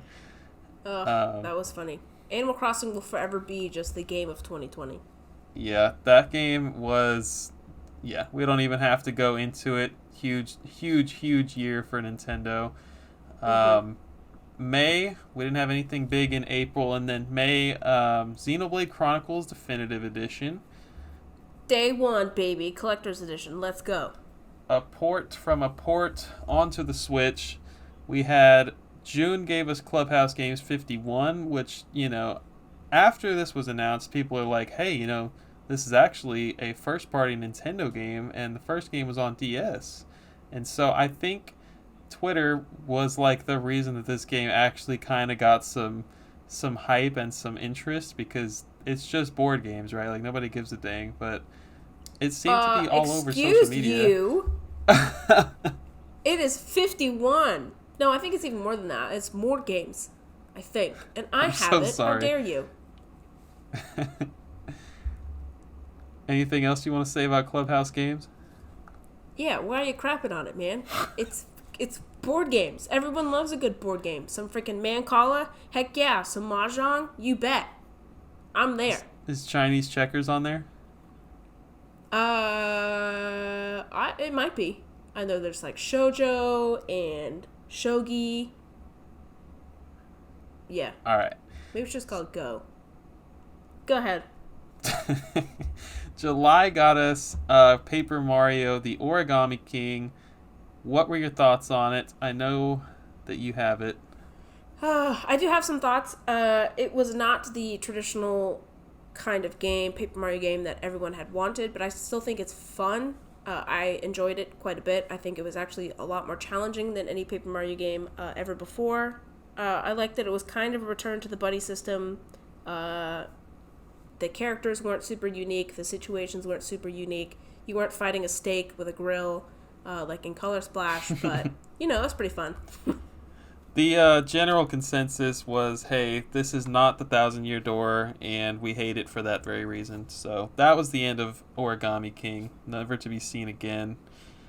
August, no big releases. September, we had NBA 2K, if you're into that, and then Super Mario 3D All-Stars, which we have to talk about. It is the rarest Nintendo Switch game ever made, solely because they said, hey, on March 31st, Mario's dead. We're pulling this game off of store shelves. I did not pick this up, and I could still go to Walmart and buy it for $50, I think. I do not remember them ever saying, though, to be fair, that they were going to pull it off store shelves. I just think they said they weren't going to make it anymore. And I think everyone just kind of implied in their mind that it was going to sell it so fast. But yeah, you can still go down to your local Walmart, and it's $49 there, so go snag it while you can.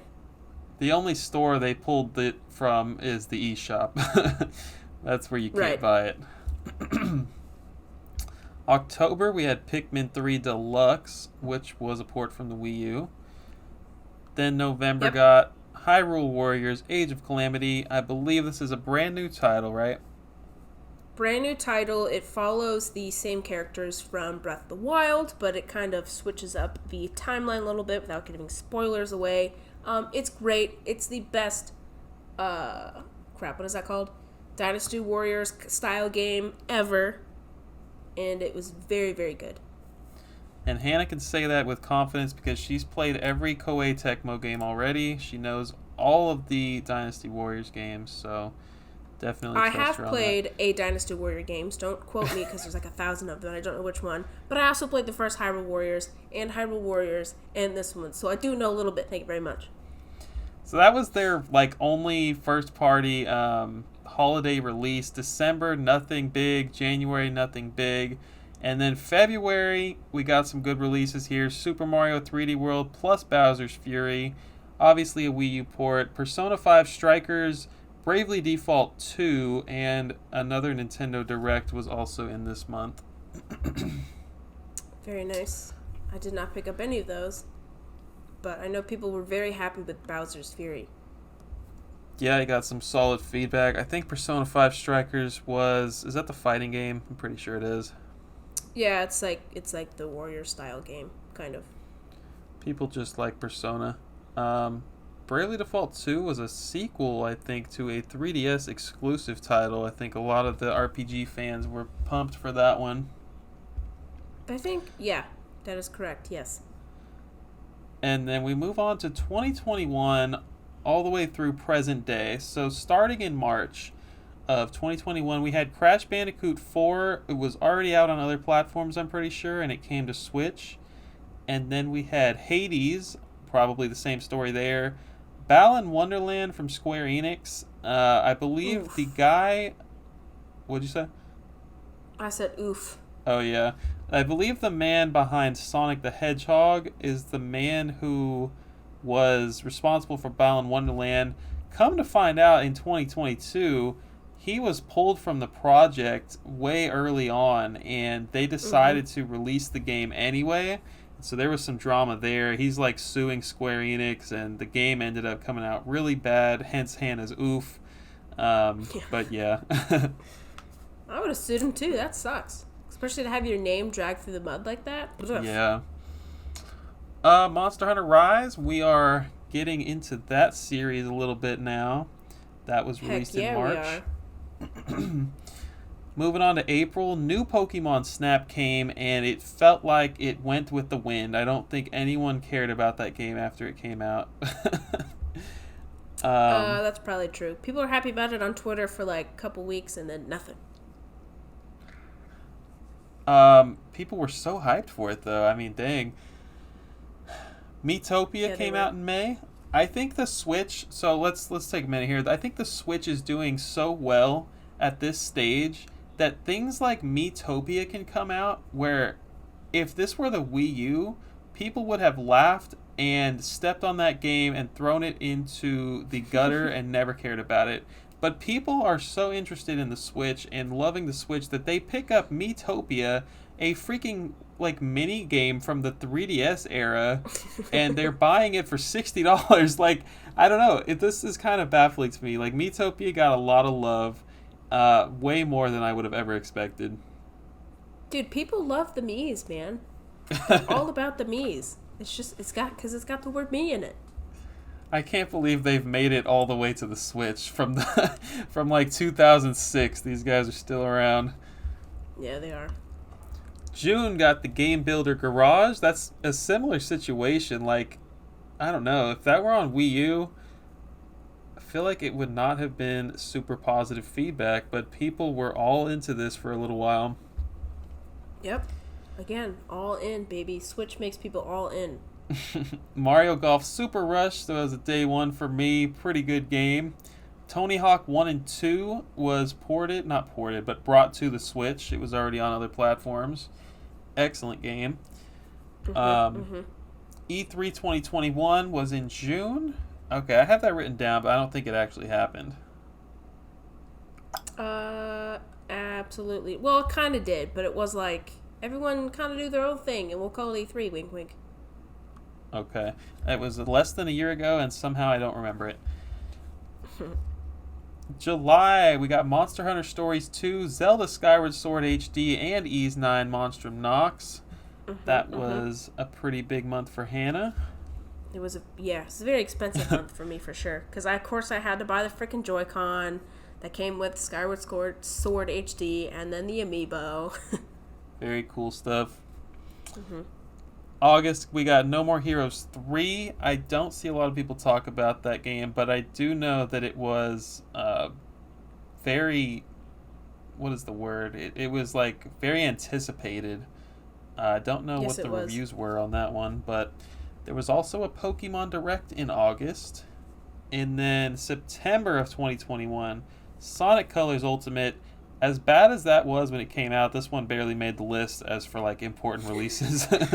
WarioWare Get It Together, Cruisin' Blast, Diablo 2, Nintendo, and then there was a Nintendo Direct, and the Nintendo Switch Online expansion was announced, where you can now have N64 games and Genesis games along with the NES and SNES games. This ended up coming out for an additional $30 per year, so $50 total.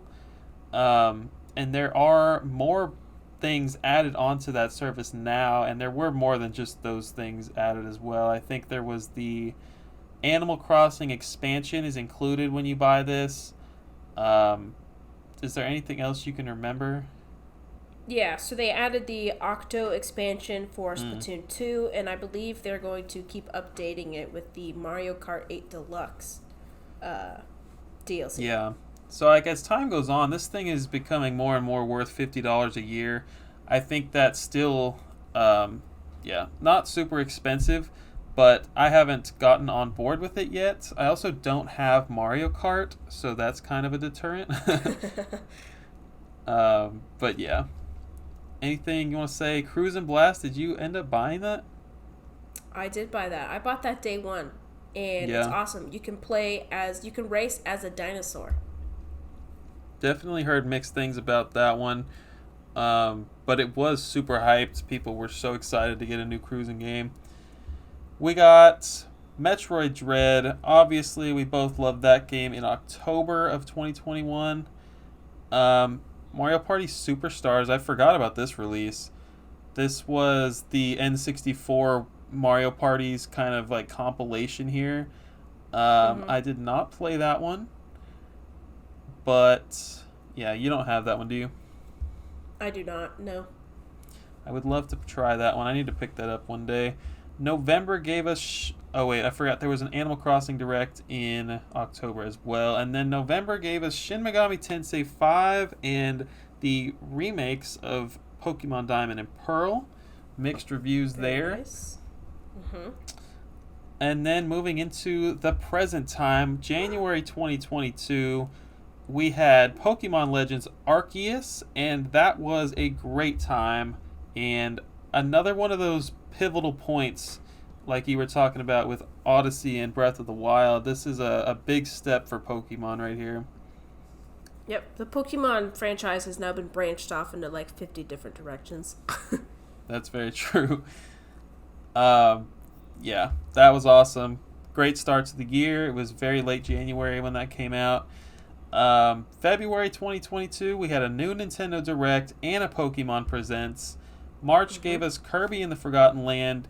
Kind of a pivotal point, at least for the Kirby franchise. That was a really, really good game, straight up. Yep. Loved it. If you're wondering why we're skipping over these Kirby games, we did do a very, very long episode on episode 25. So if you want to hear about Kirby, that's where you need to go. It was a very long episode. So worth it, though. I learned so much. It was crazy. Yeah. And you will, too, when you head over there. Anyways, April gave us Nintendo Switch Sports. That was only last month. You don't have this, right? No, I don't, actually. Yeah, it's weird that neither of us picked that up. I've heard good things so far, and I think I am going to get to play it this weekend, and I am pumped. That's awesome. But that was the latest of the Nintendo Switch first-party titles, big big games that have released. And so that is the last 5 years of the Switch as far as games go. How are we feeling about the console so far? I think it is incredibly strong. I am so excited to see what is going to come in the next 5 years. But as far as games go, I can't imagine you complaining, not you, but like the general you, anybody complaining that there's no games on the thing. I mean, there are so many different kinds of games for every kind of gamer. You know, there's RPGs, there's first-person shooters. They have all the, hip and cool sports games, I just can't imagine anyone comes... I can't see the argument that it has no games in 2022. I don't buy it.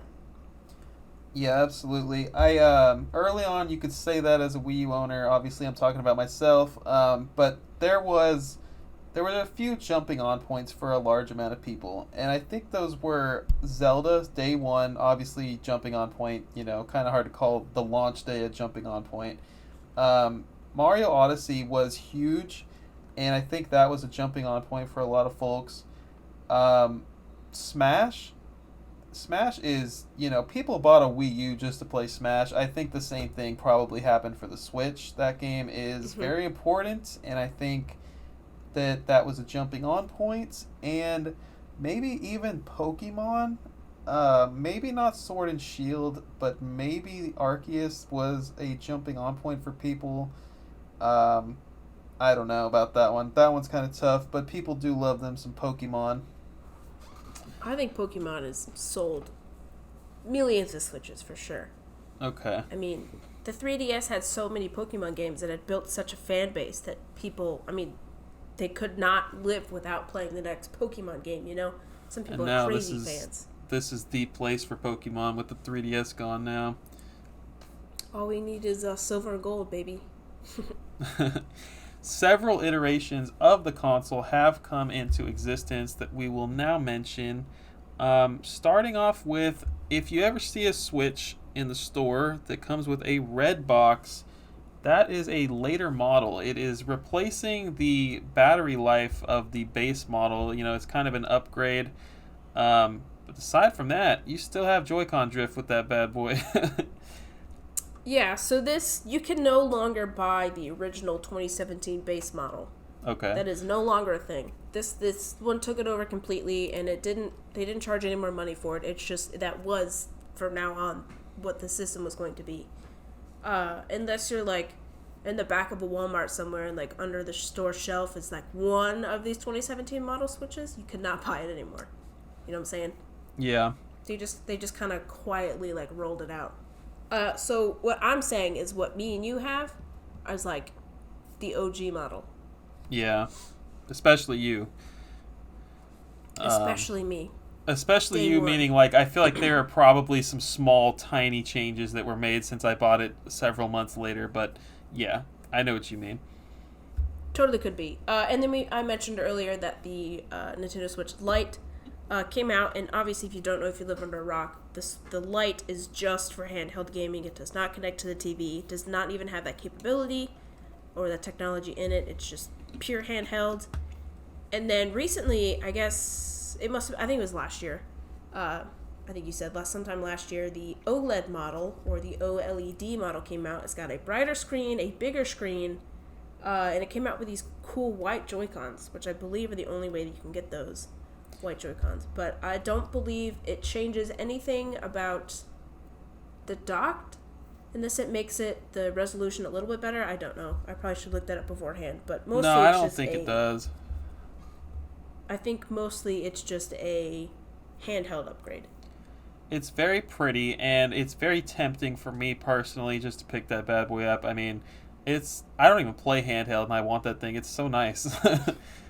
The commercials, the screen does absolutely look beautiful, but the commercials just emphasize it is a beautiful OLED screen, and all your game's going to look brighter and more beautiful, more crisp, and it does.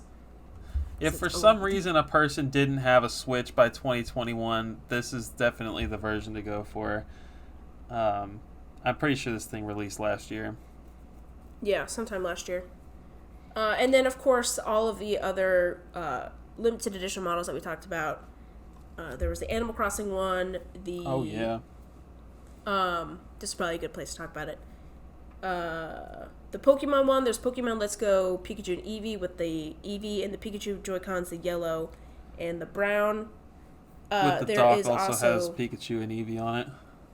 Yep, there's also several special consoles of the Lite. It released with the teal blue, the pink, and the yellow, and then it also released with the Nintendo Go color, which is the purple and indigo color. I think a couple months later. There's also a gray. There's a Pokemon version. The new, it's purpley and blue color. I think there's also a kind of remake of the DS Lite with the diamond and pearl. Right. I don't remember the Pokemon's names, but it's black and the outlines are gold and silver, I believe. That one's super cool looking. Dialga and Palkia, yeah, really cool console.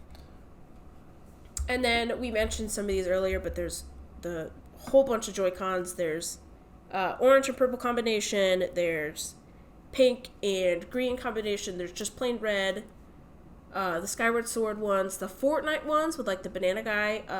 Oh, those are nice. Smash actually also came out with a special edition console. It had the like the little stroke, the lines on the Joy-Cons. I think it's on the dock. Like, no, it's on the Joy-Cons itself. I think the dock has like all the characters and stuff on it. Oh, you're on the right. back or something. That one is so nice. The swoosh, you know what I'm talking about, the cross thing. Yeah. So yeah, there's been tons of iterations. There's also the Pro controllers. They just recently announced a Monster Hunter Rise Sunbreak Pro controller, but Monster Hunter the base game also got one. Xenoblade Chronicles 2 also got one. Splatoon 2 got one. Smash got one. I think that's all. I think that is all, and they are very nice controllers for sure. I love the way the Joy-Con controller fits my hands. I don't know. The Pro controller's fine, but I really like the Joy-Con controller, not gonna lie. So is Joy-Con drift an issue on the Lite? I think it is. That I don't know. I don't remember hearing when you're anyone purchasing talk a about Switch, if for some reason you don't have one, the Lite, if it does have drift, you are stuck with that. I mean, you cannot switch those Joy-Cons out. You can, just not easily.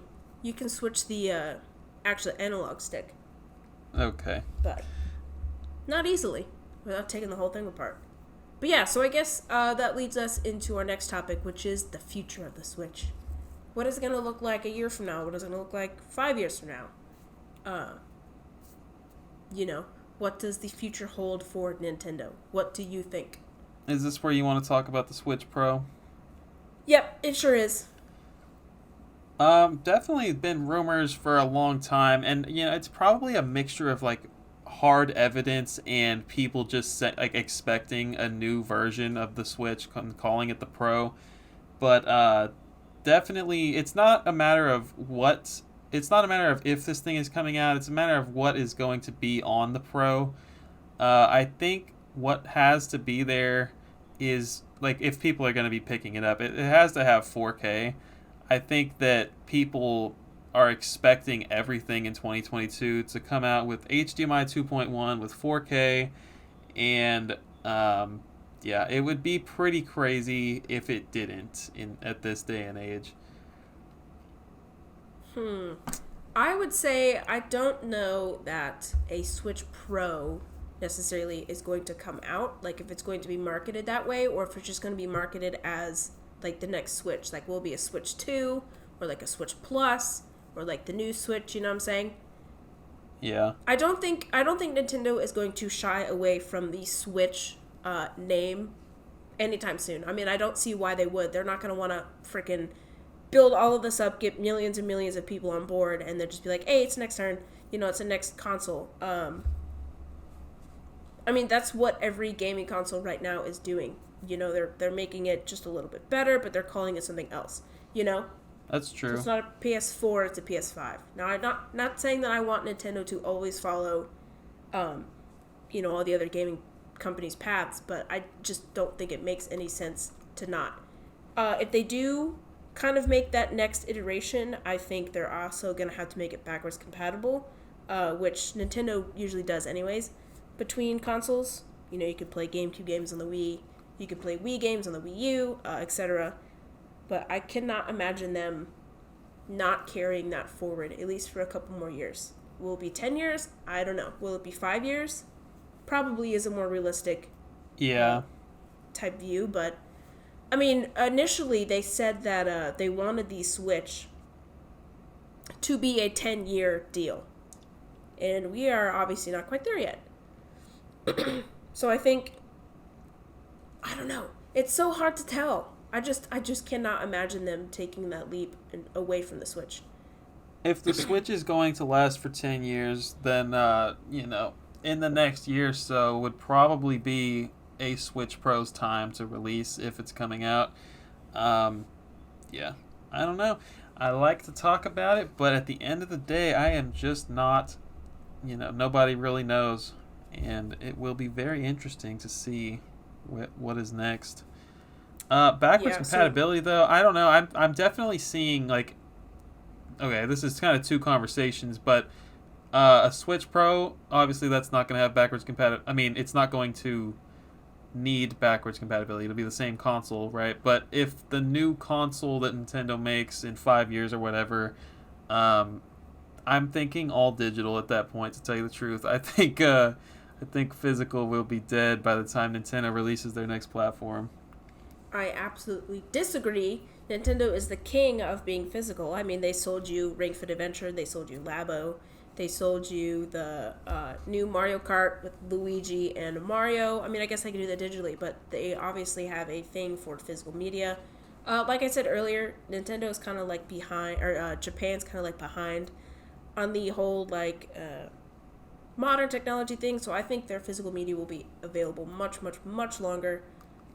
Not 20 years, probably not 30 years, but I'd say the next console will absolutely have physical media.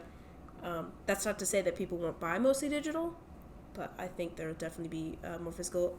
In terms of, I don't know, it's so hard to place like a timeline. Like for me, I'm holding out on buying a Switch right now. Like I said earlier, mine's like struggling with the orange screen of death. So I'm really hoping that it's soon. So if my Switch does die soon, I have another option.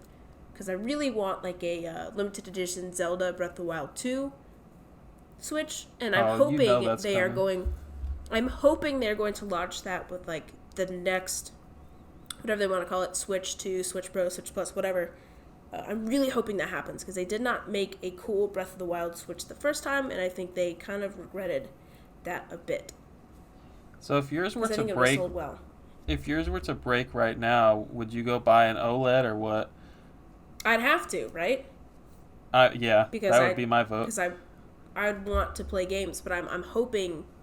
Well, now Breath of the Wild's pushed back till next year, but I'm hoping my Switch can hold out for a couple more months, and then I'll just buy that one. Yeah. But yeah, what do you want it to be? Like, do you want it to be a new console altogether? Do you want it to just keep like the Switch 2, the Switch 3, the Switch 4? What do you want? What do you want personally?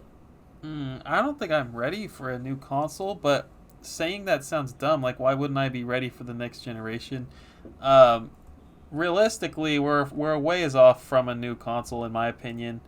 But what do I want? I want whatever option is going to give us a more powerful console that... All right, you know what? I'll answer your question straight. I'm not going to beat around the bush. I would love for it to be your prediction here, where they're going for a Switch 2, not a Switch Pro. That would be freaking awesome. No matter how unlikely I think it is, I think that would be so cool because, yeah, it is so far behind the big, the PS5, the Xbox Series X, whatever. The graphics is so far behind. Everything is behind, and I think it would be awesome to experience that if they were to go that route. That's the answer to your question. That is the answer. Do you, in 10 years or 20 years, whatever be, do you think that Nintendo will ever make specifically a home console and a handheld console again, or do you think it'll always be merged together in like the Switch, like a hybrid? Do you think they'll break off again at some point? I've been putting thought into this the last couple of days, and I think that the separate is gone, and what I can see happening is on release day you have two models of Switch, where one is a Lite, like the a Switch Lite where it's just handheld, and one is both. But I can't see them ever having two separate consoles again. See, I think that if we do get a kind of, I think it's a possibility, not that it will happen, but I think it's a possibility that we did get a handheld only Switch. So I think it's also possible that we get a higher power, better resolution, 4K home console that's just a home console. They've already proven that they will separate them, but they can still play the same games. Yeah. I think that's absolutely a possibility. Will that be the next thing? I don't know. Nintendo's gonna do whatever Nintendo wants to do, but I feel like that's more where it's leaning to. Like, it's gonna diverge into the Switch hybrid, and then Switch handheld only, and then Switch home console only. I think that's very possible, but they have to keep making it where they can play the same software or backwards compatibility, whatever they want to call it. But Yeah, I think that's I'm where we're with you. headed. I think that'll happen in the next 5 years, I would say. But I don't know if they're just going to go, upgrade Pro or 2. Not sure. However they spin it, I will buy it. you know? Yeah. Yeah, nothing is going to keep me from my Mario, that's for sure. Or my Zelda, or my Xenoblade Chronicles. Heck yeah. Ooh, it'd be really cool if they did a Xenoblade Chronicles 3 Switch. Now that would be cool. Although that's Very releasing soon. in 2 months now, so maybe not gonna happen. But maybe one day. Maybe Xenoblade Chronicles 4. Okay, the next thing I have is just interesting talking points. So, do you think it was inevitable that Nintendo was always going to combine their handheld and their home consoles? Or do you think something about the Wii U just was like, this could work? You know what I'm saying? Do you think they're always going to lead this way? Definitely the latter. I don't think it was inevitable. I think that it was so separate for so long. It was like, this is the one that, you play when you're at home, and this one is kind of for the more casual. Sometimes you would look at the handheld as the kids' console. And I think that was definitely, definitely the latter of the two options. I think that it is, I didn't see it coming. I don't think anybody saw it coming.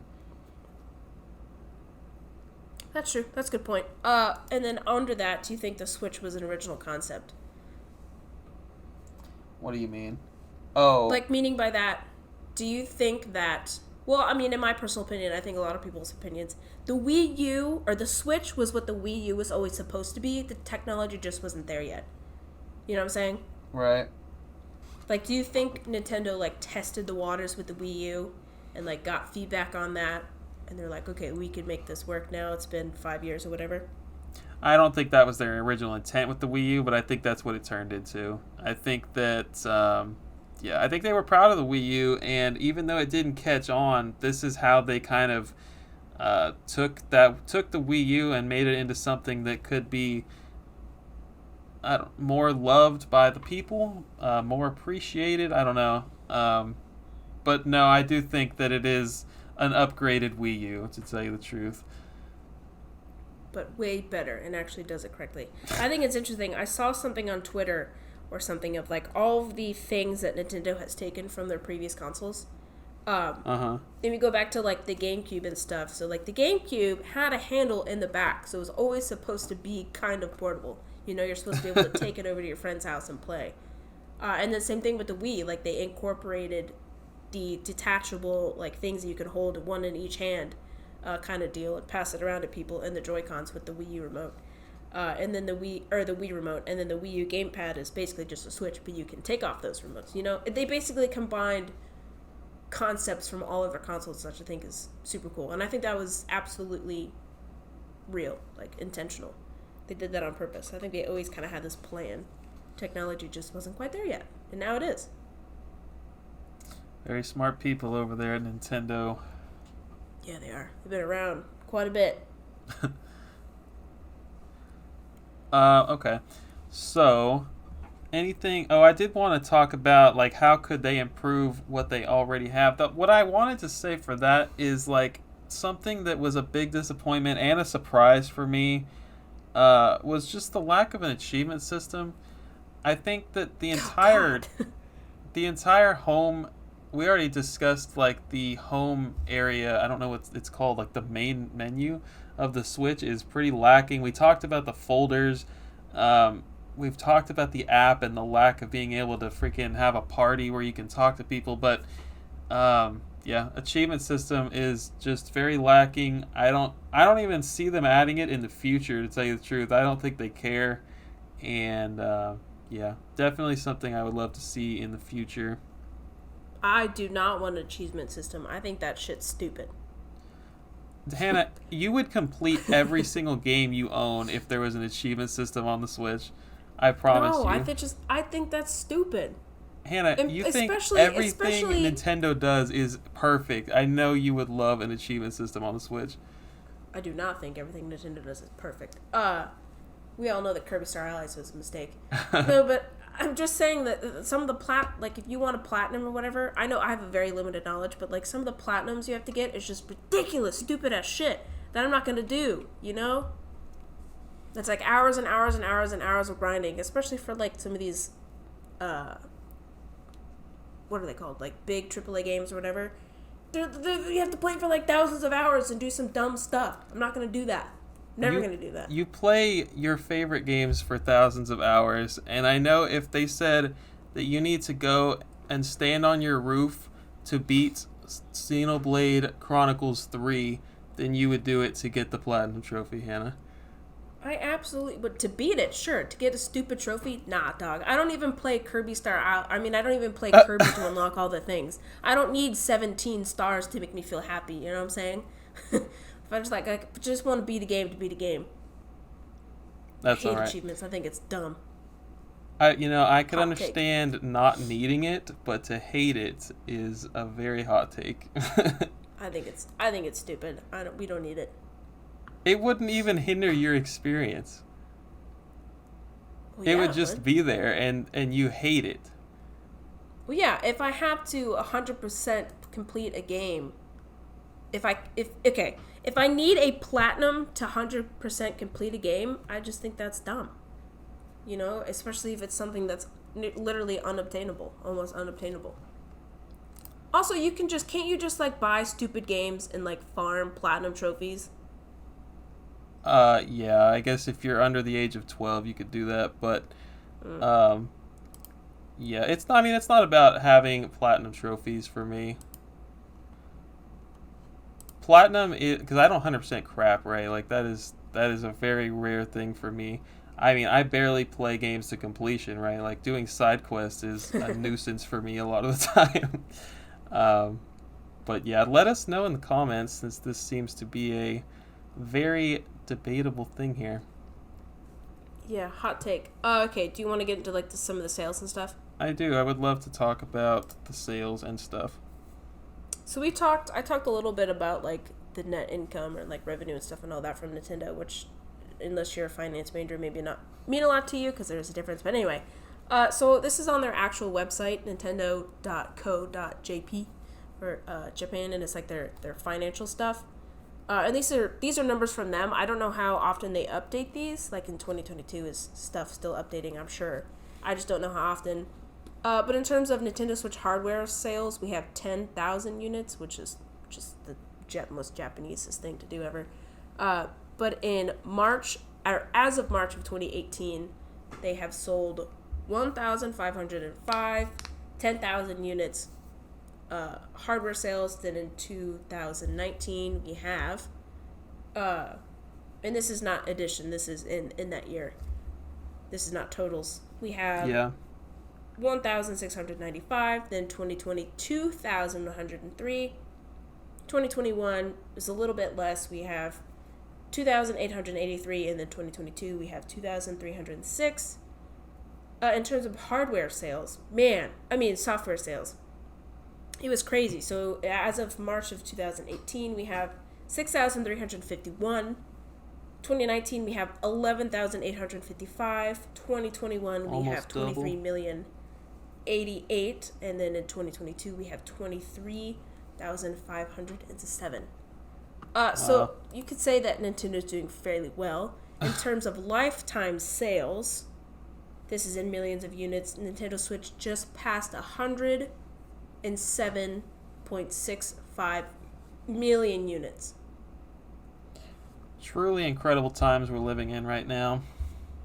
Just as a comparison, the Wii U sold 13.56. So it's doing fairly well. It just passed the Wii lifetime sales, which is 101.63 million. And in terms of software, can you believe that the Switch still has not reached the Wii, but is 822.18 million units software sales? Wow, it hasn't reached the Wii. The Wii has 921.85. So still you not know what's quite crazy there though? yet. I feel like the Wii has this advantage of like Wii Sports probably counts in that number, which is kind of unfair. Because it's in every single game or every single Wii. Yeah.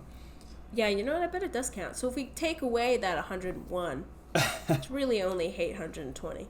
But yeah, so the Switch is still trailing behind the Nintendo DS at 154 million units, and the Game Boy, which sold 118.69 million units. So will it reach that in the next year or two? Absolutely. I'm sure it will. It's been exponential, it seems like, the sales.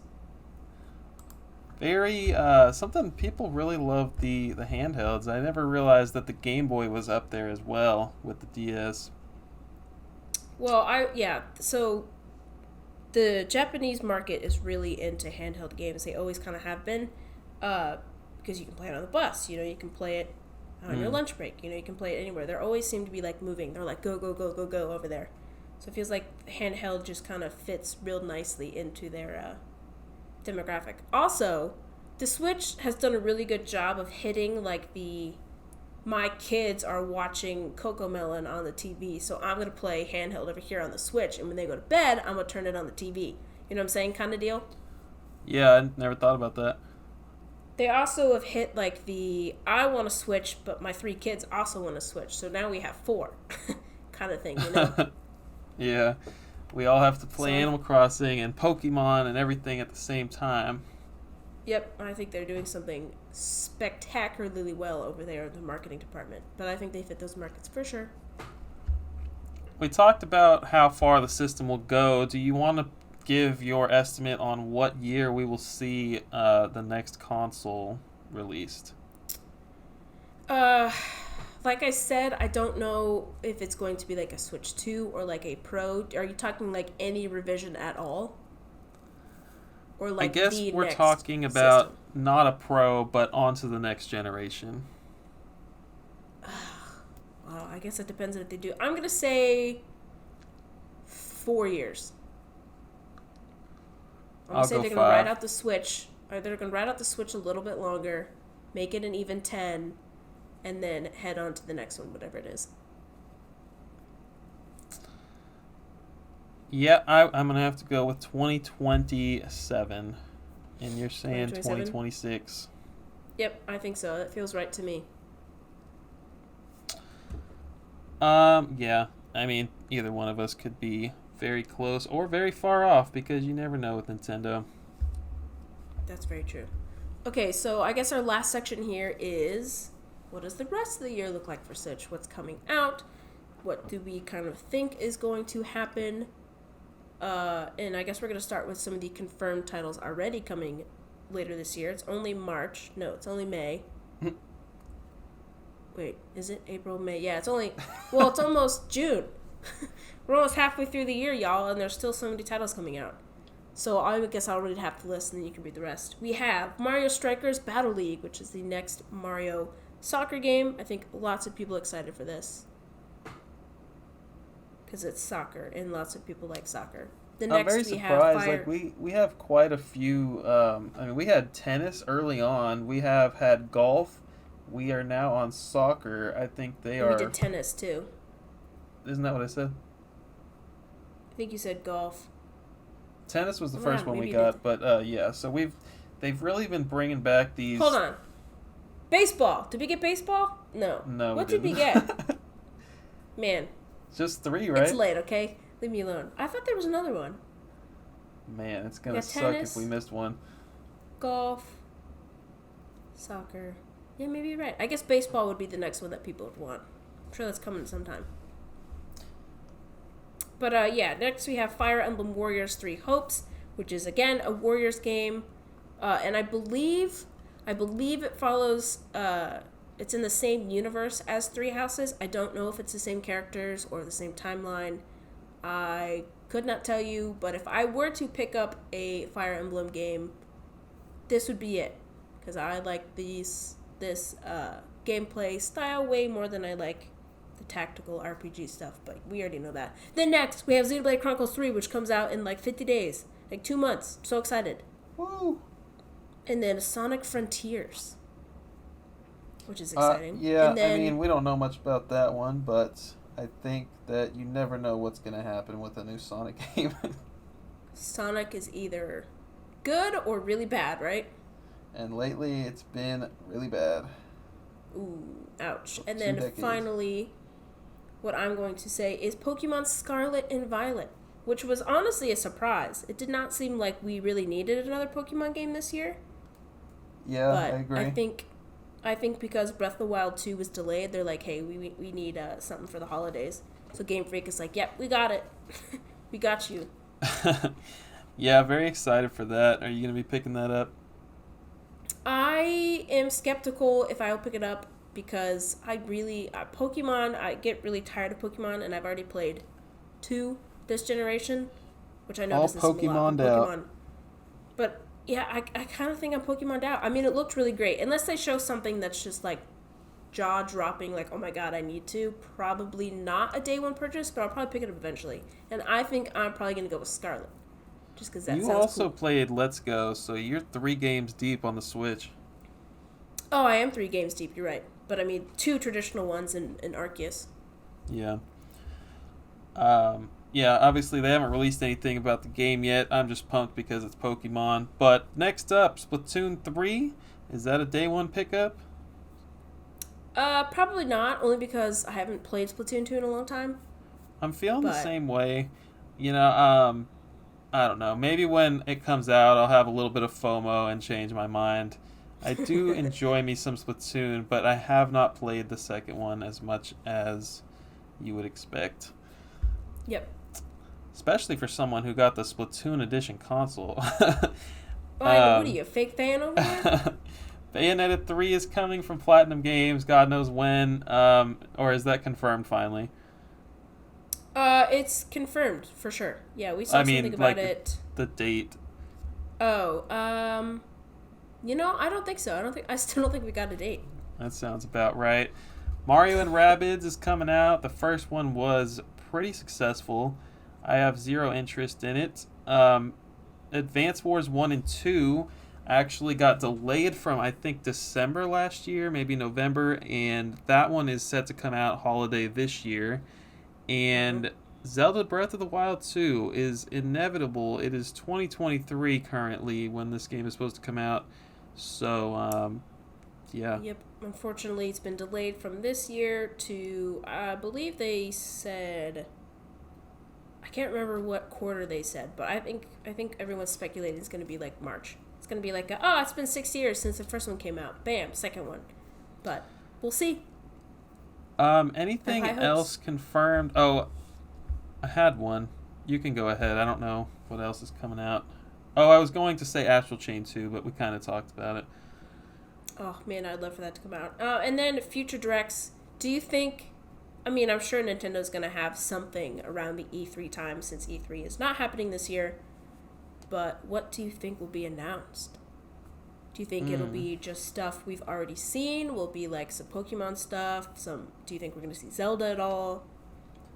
Definitely going to have some new Zelda stuff coming in. I mean, it's got to happen soon. They have to give us something as we're waiting for this game. I don't know what else could possibly come out. I don't think we're getting an F-Zero title, that's for sure. I don't think we're getting anything like Star Fox. Nothing that's going to blow our socks off like that. I don't know. What do you got, Hannah? As far as what is coming out, I'm not sure, but I could predict maybe something like Game Boy Advance games and Game Boy Color games, Game Boy games coming to Nintendo Switch Online. That's been rumored for a very long time.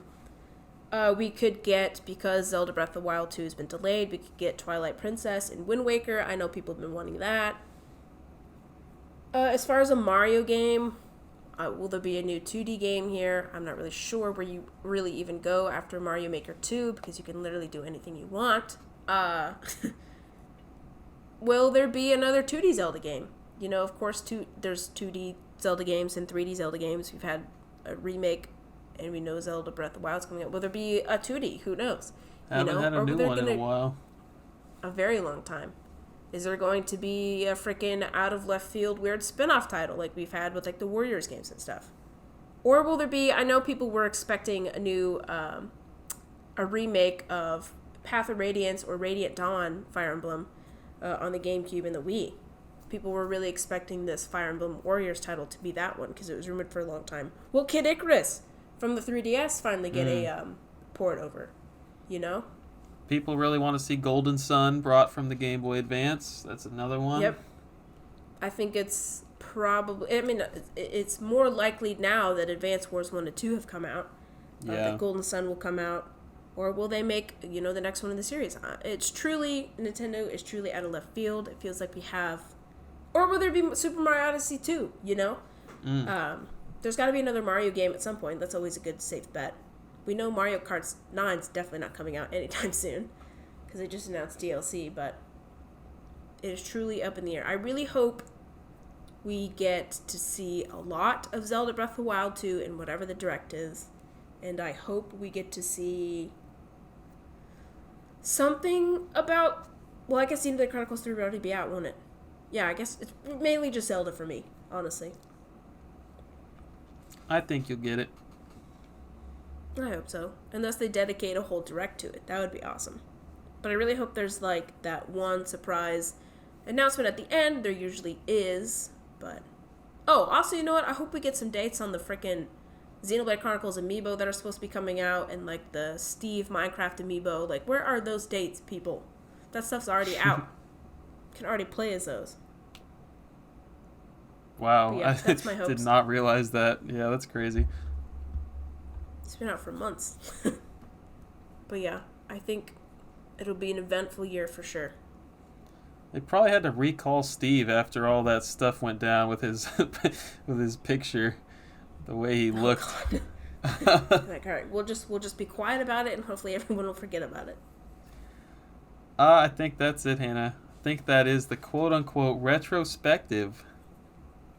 Yeah, retrospective in quotes. Yeah, so I think Switch has a bright future ahead of it, especially Nintendo. They also have a bright future, and all these games are it's so successful, It's so refreshing to see Nintendo making money, making good games, listening to fans after such a drought in the Wii U era. Is there any game that you think is underrated that you would suggest to the listeners? I know I'm on the spot here. You weren't prepared for this. Ooh, underrated? Well, Astral Chain, I know we just talked about that one a lot. That one is super underrated. That is such a good game. That's very true. By Platinum Games. Another underrated one, as far as indie titles, I could say Overcooked seems to be really underrated. Same thing with Moving Out. I hope that one gets a sequel. That one's so much fun. What's another underrated one? The Yi series, I guess, is not super underrated, but it's very niche. I think more people should play it, and now you're getting into it. Woo. But yeah, these are the ones I can come up with on the top of my head, for sure. I would have to say, I don't think people have played... I don't think enough people have played that Yu-Gi-Oh game you gave me, or let me borrow. I think that game is on all platforms, and you should absolutely play it. Yes, that is a very good game, for sure. Astral Chain is a great answer, but aside from that, I don't think I've played enough Switch exclusives that are underrated. But yeah, definitely get on Astral Chain, guys. Yeah, that one is truly a gem. Okay. I don't think I have anything else, Hannah. I think we have talked the Switch to death. That was a great episode, though. I appreciate everybody sticking around for 2.5 hours. Yeah, this is going to be another long one, but I guess well, you know what? Give us some suggestions, some underrated games, some of your favorite Switch games down there in the comments, or because you might not be listening on YouTube, message us on literally anything. Twitter, yep. You're on Twitter, Instagram, wherever you are listening. I've been getting the occasional email, birddoggaming@gmail.com, so I read those too. Write us in anywhere. Wow. I know, it's crazy when somebody emails me. I get so excited. It's like a lost form. Yeah, like a lost form of communication, unless you're at work. Yeah. True. Okay. I am definitely ready to play some Nintendo Switch now that we've talked it to death. But we hope it lives forever. All right, guys, where can the people find you, Hannah? Game Girl Advance SP on Instagram. Always happy to DM and chat. I'm at Bird Dog Gaming everywhere on the internet. And yeah, come hang out while I stream on Mondays. It's always a good time. That's it, guys. Agreed. Thank you for stopping by for episode 27 of the Unlockable podcast, and we'll see you in June. See ya.